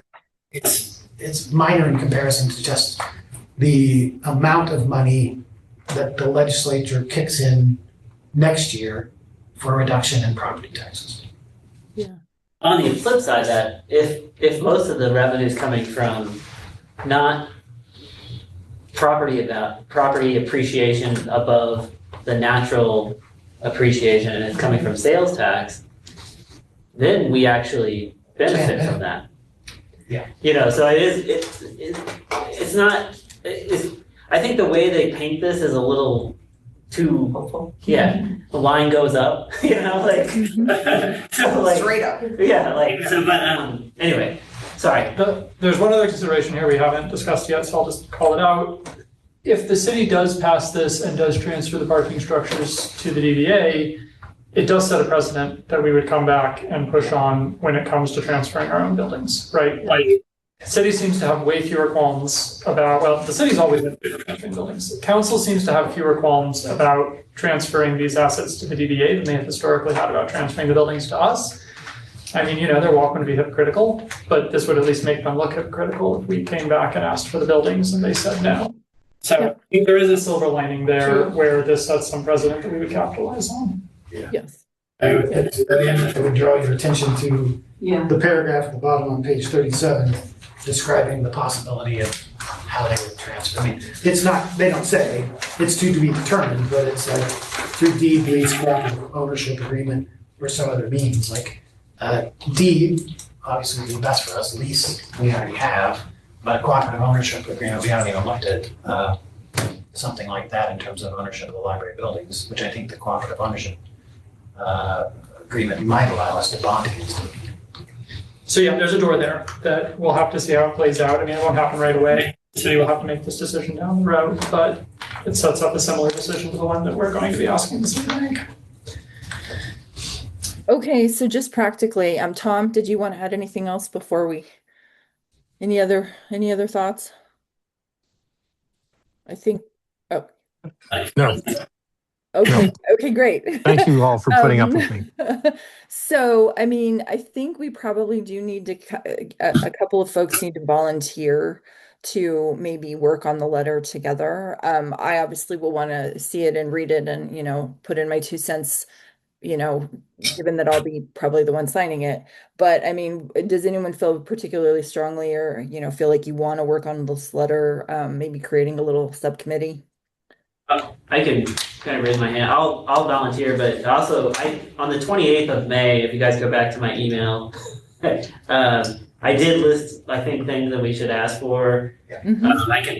I think we should be specific, like, we shouldn't have too many asks, right? Like, our power here is, like, let's not overplay our hand. No, but I mean, Like what did you have to? I just want to repeat what Yeah. I said, and Yeah. it's like ensure finance neutrality for the district. I don't know if we can ask for that, but like, we could always ask for it and say we'd like that. We deal with it in the IGA. Okay, or at least an IGA Yes, with the revenue IGA share. Yeah. And then I said prioritize capital investments around the library and key civic anchors, as in as being some of the first investments that Yes. you do for safety, accessibility, and public realm improvements around the library facilities to maximize community and district-wide benefit. Establish ongoing funding for library. That could be an aspiration. We could get that in the IGA. Funding for library-led activation and programming, recognizing the library's ongoing role, providing year-round community programming and public space activation. We request dedicated, reoccurring funding for support these efforts. So like joint funding for we have Jeff and Paige play at the amphitheater that no one plays at ever. And so guarantee governance participation, commensurate with the institutional role of the library district's formal participation in the DEA governments through a board seat, and to ensure investment. That's just one thing we asked for. I think we needed to say I mean, I think we should limit it to 3 things. Okay, well, I'm just reading off. I think 2 of them are at least an IGA and a board seat, although we should also perhaps, they're going to come back and go, what you actually want in the IGA. So yeah, we and should then it was understand. designate the library as a core anchor. That was the other thing. And then I think the third one, we can ask for something that they're going to say no to, but at least it gives them something to say no to. I would go with something related to our utilities, like something very specific, because then they can react. I think if we leave it to generic, like funding some project, then it could be some diddly thing that we don't really need. So I would very specifically be like funding this project, and if they're like no, then we can go take it down and be like more activations or other things. But I mean, let's leave with our strongest foot. Yeah, like the HVAC system. Yes, Yeah. HVAC all day. Yeah. I can't even wear my blazer in here. Yeah. We'll be paying for that likely in the next year anyway, but it's like, Yeah, we'll get It might be reimbursed. Reynolds, or it might be, I don't know, this is something that I think your perspective is incredibly valuable. So based on everything you've heard, what would be your wish list thing that should be on the letter? That would be fantastic to be funded as one of the first projects 2 years from now. well, I mean, I believe in the board seat in the IGA. Yes. I think that I truly think it's worth asking for an capital investment in the civic area, not necessarily calling out the library. We need neighbors. We need people in this area, and like I think we're going to try to course for you to be able to start taking care of all the buildings in a better manner. It may mean making some hard decisions about stuff, but we have to do that. And I don't know that we can rely and wait on the DDA to somehow. Where's the Carnegie? You're like. Carnegie's not, sucker. the Carnegie is not It's in the not in the DDA. No. Yeah. The problem with the Carnegie is, and the problem with the Carnegie, you just saw it, like we it doesn't have a parking lot, right? That's the main thing. It's not big enough for the collection we have now, and it doesn't have a parking lot. That is a major problem forever. And no ADA access. No What about the ADAs. boilers? I mean, we can discuss this later. but- Yeah. Well, I think, calling out, my preference, I think would be, because I think they would say yes. They could say, we need to see a concentrated effort to raise the amount of money that is devoted to maybe the activation, although we don't want to be running the activation. We could be strapped, that's a capacity issue, right? No. Like it's great to do a thing in the park, but it's just as well that Parks and Rec hires Paige and June or whoever they are. Right. To come and play at the band shell. The kids will all come over here afterwards anyway. We don't have to do that. That's not money that has to funnel through us. It's not profit. We don't have any profit centers. If they would offset a capital cost for the building, that'd be huge. Like fix the fucking solar. I mean, but they mentioned that, and they try to use us as a hook, that They did. he could apply. Yeah. We could benefit from all this. Okay, well, let's put you some money. My guess is their initial investments are gonna need to be in things that generate additional revenue. Yeah, but Which isn't us. But we don't want to sell ourselves short. I agree. I see what you're saying. Yeah. Well, So who other than Doug So wants to help write this line? So I would do it, or, you know, I'm not an attorney, but I have ideas, not for attorney. I can work with you Yeah, and that'd be put it together and Yeah. send it Yeah. to Sylvia and the Well, board. Yeah, and obviously I'll Our weigh windows- in when it gets to me. Yeah. Oh. Yeah, so I think basically we're gonna need so we need to, so their meeting's on August 6th. Let's look at the calendar. Yes, that's 2 weeks, almost exactly. It's 2 weeks from Thursday. Thursday. So I think if we could have a draft by the end of this weekend. Yeah. I'll get it done tomorrow. Yeah. Okay, if we could have a draft by the end of this weekend, if everyone has a chance to comment Monday or Tuesday of next week, Yeah. you guys will just need to finalize it. Yes. And then, I think we probably need to send it by the 30th. We need to send it by the 30th. We should give council at least a week. Two out of the three, we have agreement, right? Are we all in agreement on IGA, asking for IGA, asking for governance board seat? Yes, and then the third one, Yeah, that I will be think- the one that probably Yep. will require more conversation. So I think if you guys get us a draft by this weekend, if we get feedback by the Monday, Tuesday of next week, and then if we clean it up and plan to send it to council on the 30th, the week before their meeting, we can then have a discussion. Some of us might want to meet one-on-one with council members. I think Yes. we have a number of members that are already like this. So if we make specific asks, they will take notice. Do we have kind of the other shoe drop conversation with council? Like, what does it look like if they're like, we're not doing any of these three things for you? Or we're just giving you a board seat, just like you can apply for the board seat. Like, if they say no, then where do we go? I think we probably have that conversation when at this point we don't have any no's in front of us. So I think that's something we can think about. But I mean, that is unfortunately that we are in a tricky situation in that there is no guarantee that they're going to care about anything we say, honestly. Sylvia, should we have at least one of us participate in the public meeting and basically voice the same things we're putting in the letter? I think that would be very good idea. As far as I know, I am in town, but I think if there's a couple of us there together, I think that would be really helpful. Public hearing, so everyone gets to speak. I know, but we have to be Yeah. clear. It would behoove us to be clear about whether we are speaking on behalf of the district or on our personal Yeah. capacity. Right. Specifically asking about speaking on behalf of the district. Yes, absolutely. You need to send a letter by the 28th. You guys meet on the 4th. Which is one. City Oh. council meets on the 6th. Yeah. You can coordinate your talking points at the Yeah. 4th. Yeah. Okay. Yeah, I think that's and we want to stay consistent throughout. So, we don't want Yes. to try to get this is already a very confused issue. If we can try to stay on our own points, I think that's going to help us as well. Do we know where the school district is at? I think they're staying out of it, last I heard. What? I heard they were staying neutral. Yeah. They didn't respond to my email. I think so. And also, I think they've written, I think it's a small drop in their total budget because it's much bigger the district than we are. Yeah, they're like half the county. It's 12 times the And- amount. I would say we're kind of staying neutral for the moment. I mean, we're just trying to, be heard. We're just trying to, have the library attended to. So I don't know that we're not being neutral. I mean, am I wrong about that? That's great. I would though add expressed concern about the lack of outreach and engagement of us. I was gonna put that in.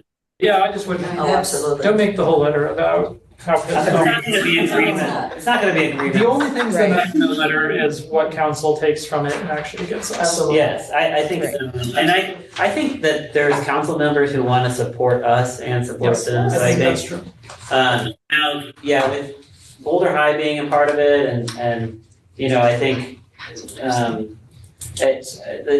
it's just like such a small, and they have much more political power than I think we do, you know, given their So real quick, size, so. to go back to David's point, that you think we need to send it by week from tonight, Tuesday? I just send it, yeah, you need to send it by the 28th. Oh, yeah. It's gonna go through 3 people's hands before it gets to any city council member. Well, I would. So if you have private email Yeah, this addresses. is not Yeah. hotline, but the council. Okay, And so, then hopefully you hear back from a couple of people that say like, yeah, we're doing this, or I've heard from others and they're not interested in it. And then, so you have a plan of action when you meet on the 4th of August to say this. so I think that means draft by Friday.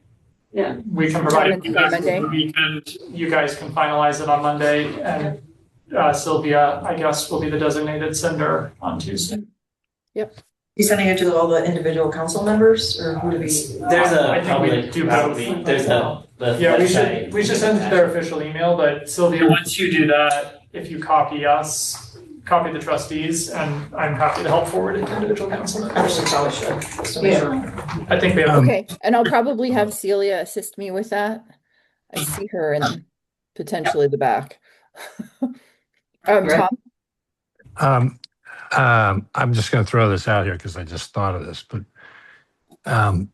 if we send this letter on the 28th, what if we bought an ad in the Boulder Reporting Lab on the 29th or 30th? It was a link to the letter so that we let the public know where we stand on this. I would do that. It's interesting. Potentially they say no. I think we don't do an ad, we just do a press release. We could just do a press release. Either way. Okay. I mean, I could put that together. I get. Yeah, I mean, enough of us, Tom, I mean, we all have friends. I think we can Okay. probably circulate Good. this letter widely, if we want to circulate it widely. Yeah. But there's some, I think there's some, there's definitely benefit in the idea of if they're not answering, like we send this to them, they don't say anything, not I think- yes. Many of them will be sympathetic to this, so I don't know that we have to Yeah. make it sound. Okay. All right, but let's keep it in mind. If we were making a union vote tonight, the press would be here. I know. That's right. So do we need to take any official action, or is this, like, we don't need to take a vote on this, do we? I don't think so. Because it's all board stuff. So I think Okay, great. Okay, so anything else on this matter, or are we ready to, we have our marching orders. Are we ready to move on to the next topic? Well, can I ask you about time? Are we gonna go through the rest of this agenda tonight? I mean, it's 7:44. I mean, and we do have, I mean, this is why we decided we needed to have the second meeting on the 4th, because we knew there was no way we were gonna have time for both. So, I mean, I'm okay to continue as far as we can go. I mean, how's everyone feeling about the time? I think we're good. I think a lot of this stuff's quick, so. I'd like to be done by 8 if I, That might be aggressive. that's why I was like looking at that, but I was here at 5 for the. Oh, yeah, no, I understand. Okay, well then let's go. Okay, so next is the annual report. So I'm not gonna belabor this, we're gonna be going over some of this data at the annual retreat on August 23rd. Suffice to say, like almost all of our key performance metrics are up. That was buoyed obviously by opening 2 new buildings in the last 2 years. But even still, it's beyond what that buoy actually is. That's all good. Some great highlights of various stories there, just about the gun barrel opening. A lot of the great work that's going into programming and foundation setting. I mean, not just because you guys are volunteers, but I do want to highlight volunteers, the number of the increase in the use and then that overall financial contribution to the operation of the library is something that we're very proud of, and I think it's amazing work. So that's it. Do you have any questions about the annual report now? We will talk about it quite a bit more at the retreat. My only comment was in your message is that you didn't mention opening the gun barrel library in your message from the director as a success? We did. Yeah, I know it's in, I know we get a page, but I feel like it should be in message from the director. Literacy and all that. Through? Next time Except around. they don't- They cut me down from a full page to a half page. Yeah, right. We expanded literacy, opened a new library in Gun Barrel. I took a sewing class that didn't make it in there. I mean, it's up to you. I don't know. That was just my, that's like a huge Yeah. accomplishment. It's true. Do you need anything from us on the annual report? Or is I it need, just a- you don't need to vote on it. I need to know that you have seen it. We do have a statutory, we have to have approved it looked at it by the board by July of each year. So we will, tomorrow, we'll be sending it off to city council and the Boulder County Commissioners to go on file as part of our statutory requirements. It will be also. Do you need us to vote approval on it, or do you just need us to sit here and say we read it? You read it. That's it. I don't think we don't think we've had a vote approved it. We voted to approve it in the past, but Did you? Let's do that. yeah, let's vote to approve it. Yeah, I think that's a good idea. Anybody want to make a motion? I'll motion approval of the 2025 annual report. Second. All right, all in favor? Aye. Aye. Okay. Oh, I need to mention, since you're here, the cover photo is again of Marcel, who is the son of our facilities director. Marcel was born initially, and so this is his third year, but the third year on the cover of the third year on the cover of the annual report. I think he's at some point going to say like, Dad, why? I'm going to jump to the budget then, if it's all right with you. This is just the quarterly financial reports. Again, don't want to dwell on it. We're at half of the year. We should be at around 50% on everything. And you can see that we're tracking as expected on approximately every single item. We will be bringing back to you on August 4th, which is a process you go through every year as well, the annual adjustments of the budget. So we will be moving some money around to places where those expenses are over. But that is a action that you guys have to actually approve. What's next? Just on the budget, and probably it's in the report too, how much is in the fund, the non-allocated fund? We are tracking at around 8 million. We anticipate having about 8 million at the end of the year. That includes our reserves. That's all of our reserves. You know, we do need to talk about that. I don't know if we're going to get around to it this year. We have all these various designated funds that we did initially as the district, thinking that we had to. You guys over allocated the amount of money that's required for Tabor. I don't know. We've never come back to address it. I think it'd be a simpler formula both for the board and for the public to understand if there's a single dollar, if there's a single amount, there's money in reserve.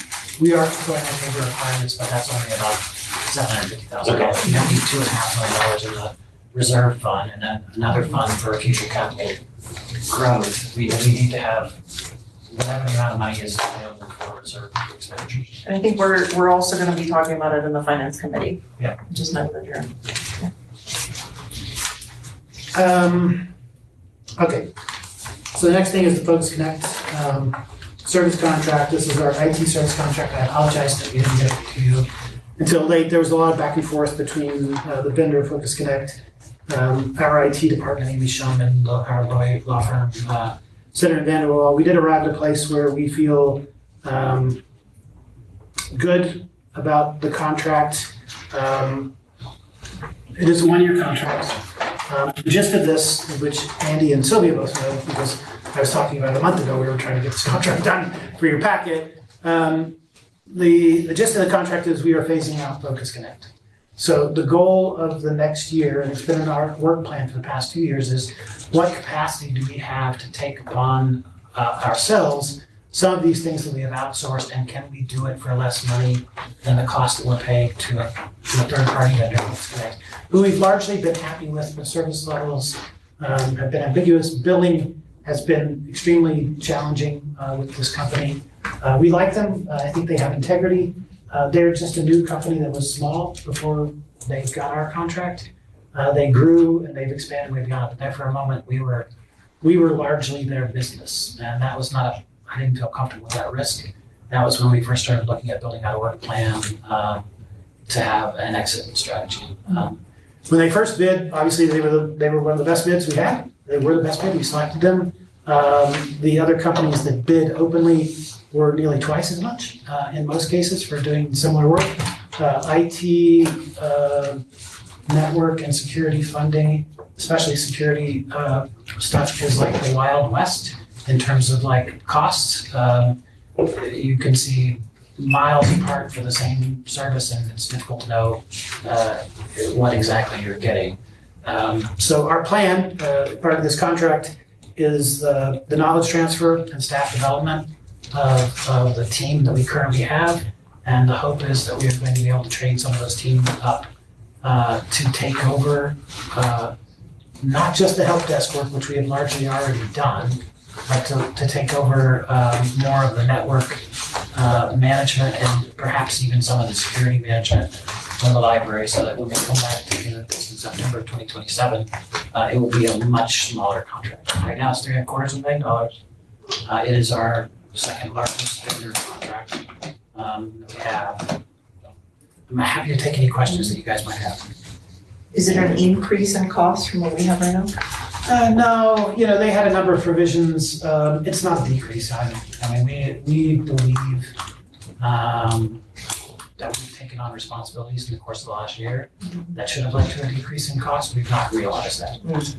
There was a small decrease in cost because we removed some of the public PCs, meaning the ones that had Adobe software and Word and Microsoft Suite and all that kind of stuff, and replaced them with Chromebooks, which are much cheaper for us to run. We don't have all the requirements of the same software. And that's been largely successful. We'll probably expand. We may be expanding on that plan next year in the budget as well, to replace more of the PCs with Chromebooks. Our initial contract was a 3-year contract though. That's correct. And this is a 1-year contract with the goal of effectively not signing another contract with them a year from now. We've reached out to a number of companies in hopes that they will bid next year. There are some things that we will have to bid out. Like the E-rate, we have to have a third-party E-rate vendor. It might be them. Focus Connect was the only company that bid on our E-rate program.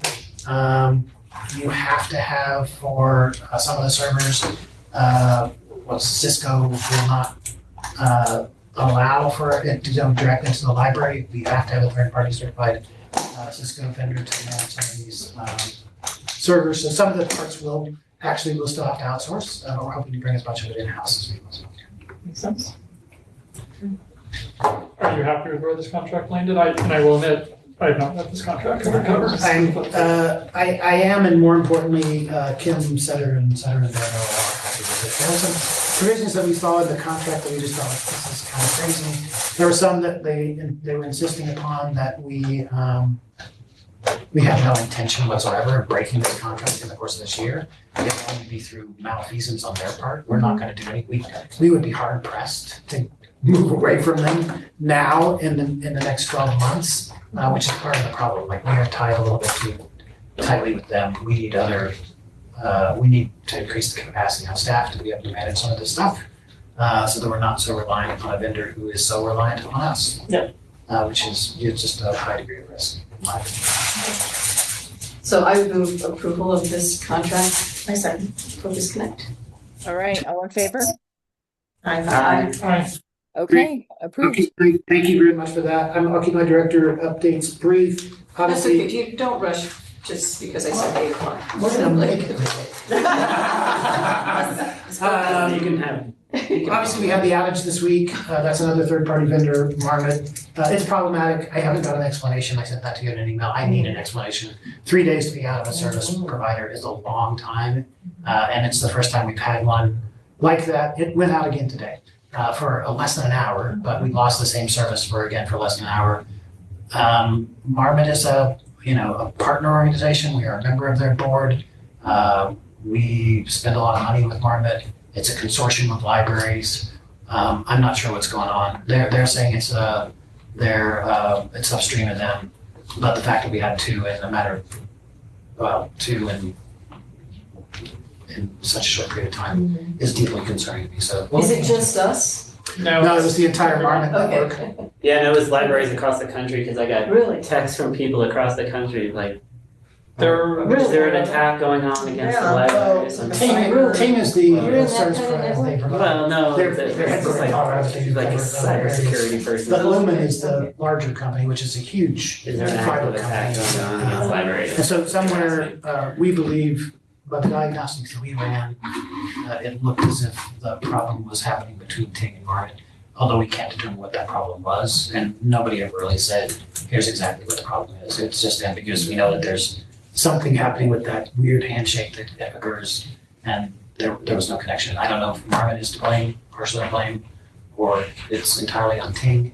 But could it be cyber attack related or not? They did not disclose that if it was, and if that were the case, that would be very alarming, especially if it were cyber attack on Marmot. Marmot is the provider who oversees our ILS, which has all of our patron data. And that would be very alarming. They did not indicate that. We've had conversations with the CEO of Marmot, and they had no indication. They seemed frustrated, and they were blaming Ting. Could Ting have been hacked? Possibly. Are we the largest contributor to Marmot? We're the largest library in Marmot. Do we keep payment information in that system? No, we do not. Okay, Credit so it would be cards. more like PI. We have Yeah. personal information. Okay.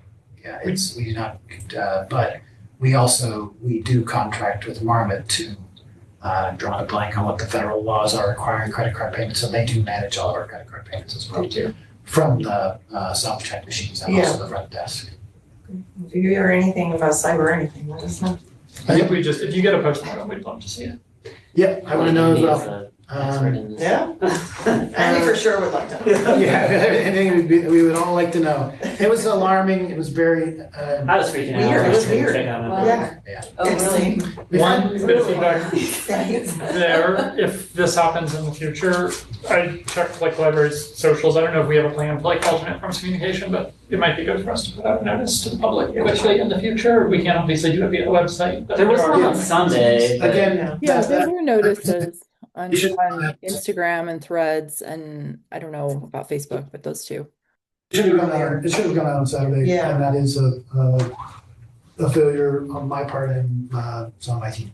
Yeah, I get so if Sunday, I called him at 9 in the morning and said, you gotta send a message out now with all the social media channels we have. Our social media presence is not huge. And then on Monday, when it was still out, I decided at that point to send a full letter to all of the email recipients, 80,000 people, to tell them what was up. And then we soon restored service, and the response from the public to that email was really positive.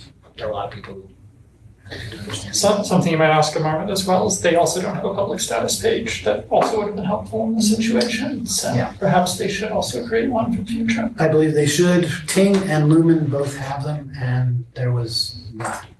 Yeah. And so Marmot needs one. that was also alarming to me, was that Ting and Lumen, neither one indicated any outages anywhere in the state of Colorado. And we drilled down even more closely on Grand Junction, which is where Marmot is headquartered, and they showed no outages there. So We do. that's Not that it's financially impacted us, but that I know of. But like we do have our insurer, I think is part of it. I don't know if they could inquire to Marmot like what's going on, but Well, I will debrief with Adam this week. Hopefully he's got a more reasonable approach than just wringing his hands at this point and can give me a detailed explanation of what happened. If that's not forthcoming, we will contact our insurance brokers to see what, if anything, just so we have an alert. Because it's alarming. If they were hacked and they're not telling us, that's a major faux pas. If they know that Ting was hacked and they're not informing us, then that's a major faux pas. Yeah. I need to ask them Do you directly. sit on their board or who sits on, who represents? I don't anymore. I did. We have a good friend and director of Broomfield Library is now on their board. They have a 5-member board, executive board, and then every library is a voting member. So we are one of 37 voting members. And our IT department hasn't seen any strange activity or anything that would be alarming. If there was an attack here, it was probably a denial of service attack and wouldn't actually have stolen data. It would have just been targeted at bringing down the website. I just don't like that we don't know. Yeah. So, and that is still happening. Yeah, that happened a second time today. It's concerning. Hmm. And I don't know. I wanted to ask an explanation of that as well. It was back up within an hour, but it was still like, Still, oh my God. big deal. All right. No real other updates. We did, so I know each time you want an update on the union, so we did get notified. The staff has selected their negotiating team. There are 10 staff members and 2 alternates. 3 members from the ASME team will also be on that negotiating committee. The library's negotiating committee will be led by Jennifer Ferris, Deputy Director of Business and whatever it is she is now. Director of Business and Operations. All the things. And she will lead our team, which will consist of her, Libby Turner, head of HR, and Tim McClellan, head of Public Services. So that will be our team. They did request a ton of information. We've sent them, I believe, everything that we could from requests. There were a couple of requests, which we'll be talking about at our annual retreat, which is a 3 to 5 year plan on facilities maintenance costs. So I think once we have that, we'll actually forward that on to the team too. What we've heard from the ASME, the lead person on their team, she indicated that they have every intention of bringing a full contract to us to the first meeting. So that's encouraging. Wow. That we'll have something to react to and we can discuss it. Do you tentatively know when the first meeting will be? We don't have a timeline yet. We did send them a lot of information that they requested. We posted that last week. I mean, I don't know, Jennifer could say better. It's, 30 or 40 different, somewhat massive documents, mostly related to personnel, obviously, but also historical perspective over the lifetime of the district, so 24 to current.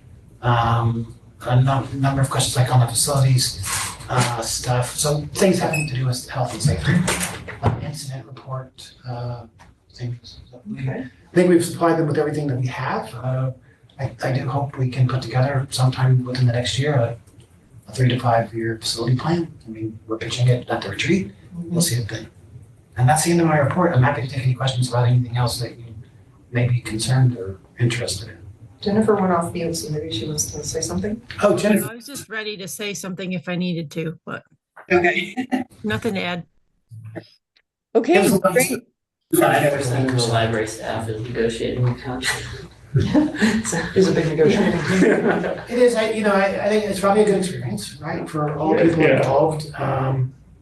And I do think, we don't know all the mechanisms, perhaps the union will disclose some of those, but I think, having a broad team will allow them to bring a lot of different perspectives to the table. Okay, I think we're ready for Chris. Thank you, Chris, for holding tight through what must have been an interesting and enlightening meeting for you. We had the policy nerd side of me thoroughly massaged. It really was interesting about the TIF stuff. Seriously. 3 quickies. We're in the middle of a summer appeal, 10 days left to get recurring gifts signed up. The challenge is 31 donors sign up for recurring monthly giving, unlocks a $5,000 challenge. So we still are a good distance from that goal. Any help you can push our way there would be appreciated. A second update, our gala is way sold out. The individual tickets sold out in 4 days. I think they were about to go on sale at your last meeting. We have 1 table still available near the stage, so we're in great shape there. And then finally, at our meeting a few weeks ago of the Boulder Library Foundation Board, just a couple of things to note. We're working on helping the library potentially pull down some funding for EV chargers at a couple of your branches, and I've been authorized to provide up to $35,000 in matching grant support from money we've raised. So that's largely on the library side, but we stand ready to help you all pull that public funding down. And then the second thing is that on this question of your re-debrucing, if you catch my drift, we stand ready to help you just in concept with that. We don't know yet, you don't know yet, timing or doesn't need a campaign, but we're ready to help should we be called upon. That'll be our discussion next week. Great. That's all I got. Thank you so much, Chris. Okay, so next on the agenda, we have trustee matters. And you should have noted that Kim sent out the conflict of interest and affirmation of ethics form. He did note that we should have turned these in by today, but if you didn't turn them in by today, just try to get them in as soon as possible. That is something we do annually. So we want to make sure we're sticking to our routine. And then also the self-assessment, I don't believe we have sent out this year's self-assessment. It feels like we just did one because we delayed last year, and I think we did it like in December or January. So we'll definitely want to have that go out soon, and I'll coordinate with Celia to make that happen. But for sure, we want to get that in so that we can assess, we can look at the responses at the retreat, which it is an agenda item on the retreat agenda.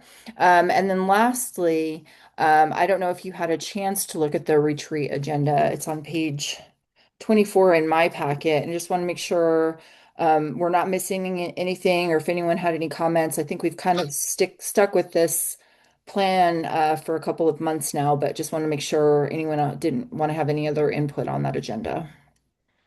Yeah, I have more of a question. Do we do executive sessions at these with just the board, the sitting board?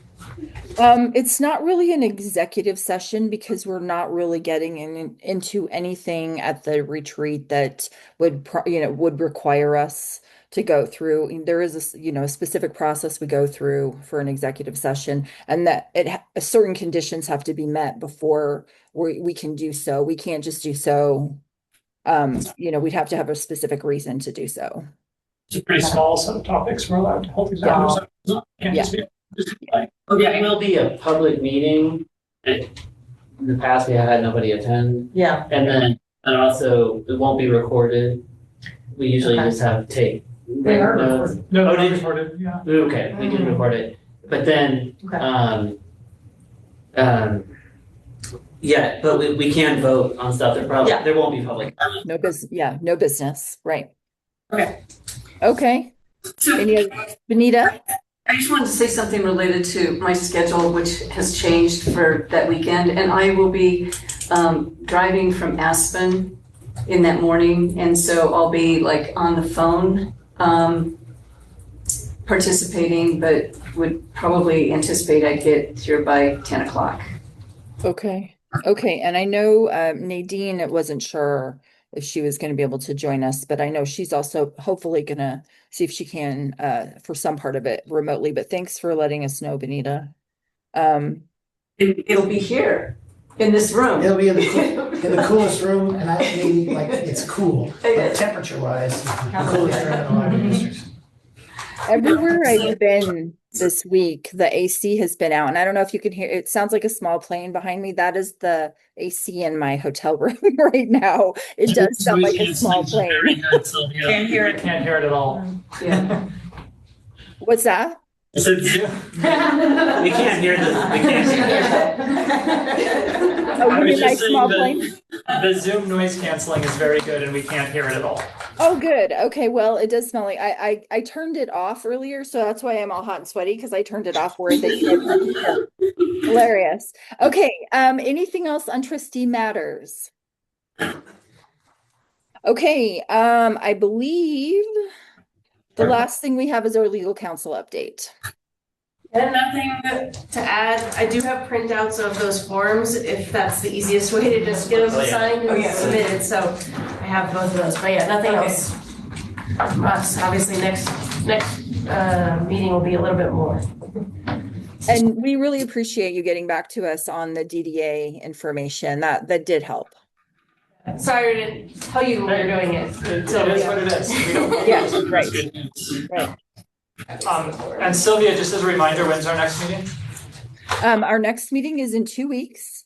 It is on Tuesday, August the 4th, and that is when we will be talking about the topic we thought we were going to be discussing today, which is the property tax cap. So that will be Tuesday, August 4th.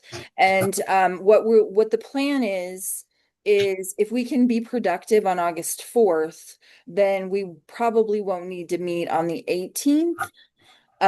Since we'll be having our retreat that week, and we're also meeting with city council on the 20th, I believe. So we've got a lot going on in that week. So hopefully the next meeting we can roll through everything else we need to do for August. I should note, so ordinarily in August, you would Do we go to the, be looking at the audit. If you remember from 2 or 3 months ago, we applied for an extension on the audit. Yes, I signed the Extension- letter. That extension was granted, and so we'll be doing that when it comes back, I think in September or October. and then, do you have an agenda for the council meeting, or do you go over that on the 4th?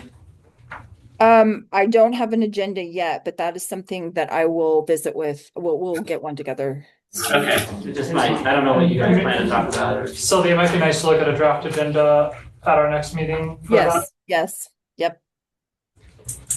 On the self-assessment, just so you know, Libby, the HR, is who helped me put that out in the past, so I think if you email her, or David can help, David. I can get it, we're, for August, we're talking about the board self-assessment. Yeah, the board self-assessment. Yes. Usually, Okay. done it, I think, in February or March, so, yeah, we did. Okay. What time is the council thing on the 20th? I think Let me double check. I think it's like a little bit of staggered time. It's I think it's 5. Is it 4:45 or 5:45? 45 until 5:45, because I think they have a meeting then at 6. So And that's- this is okay. Yeah, I And may not this make is that. over there, not here at the library. Statute, at least offer to meet with them. Oh, okay. Okay. And it sounds like it's possible that some of the county people might come for the first time. That would be a first. Yeah, I just spoke with one of the staff liaison who is gonna get back to me about what you know. Wow. They're worried they might be more of them, so they're starting to do their jobs. Still recording. Okay, I feel like I need to intervene now. Are we good? Did we get everything covered? Yes. We're good. Okay, I am going to call this meeting adjourned. Thank you. Thank you. Thank you. Thank So, you. Thanks, Right. everybody. Thanks, Sylvie. Thank you, Tom. Yeah. Provide a report to our establishing entity.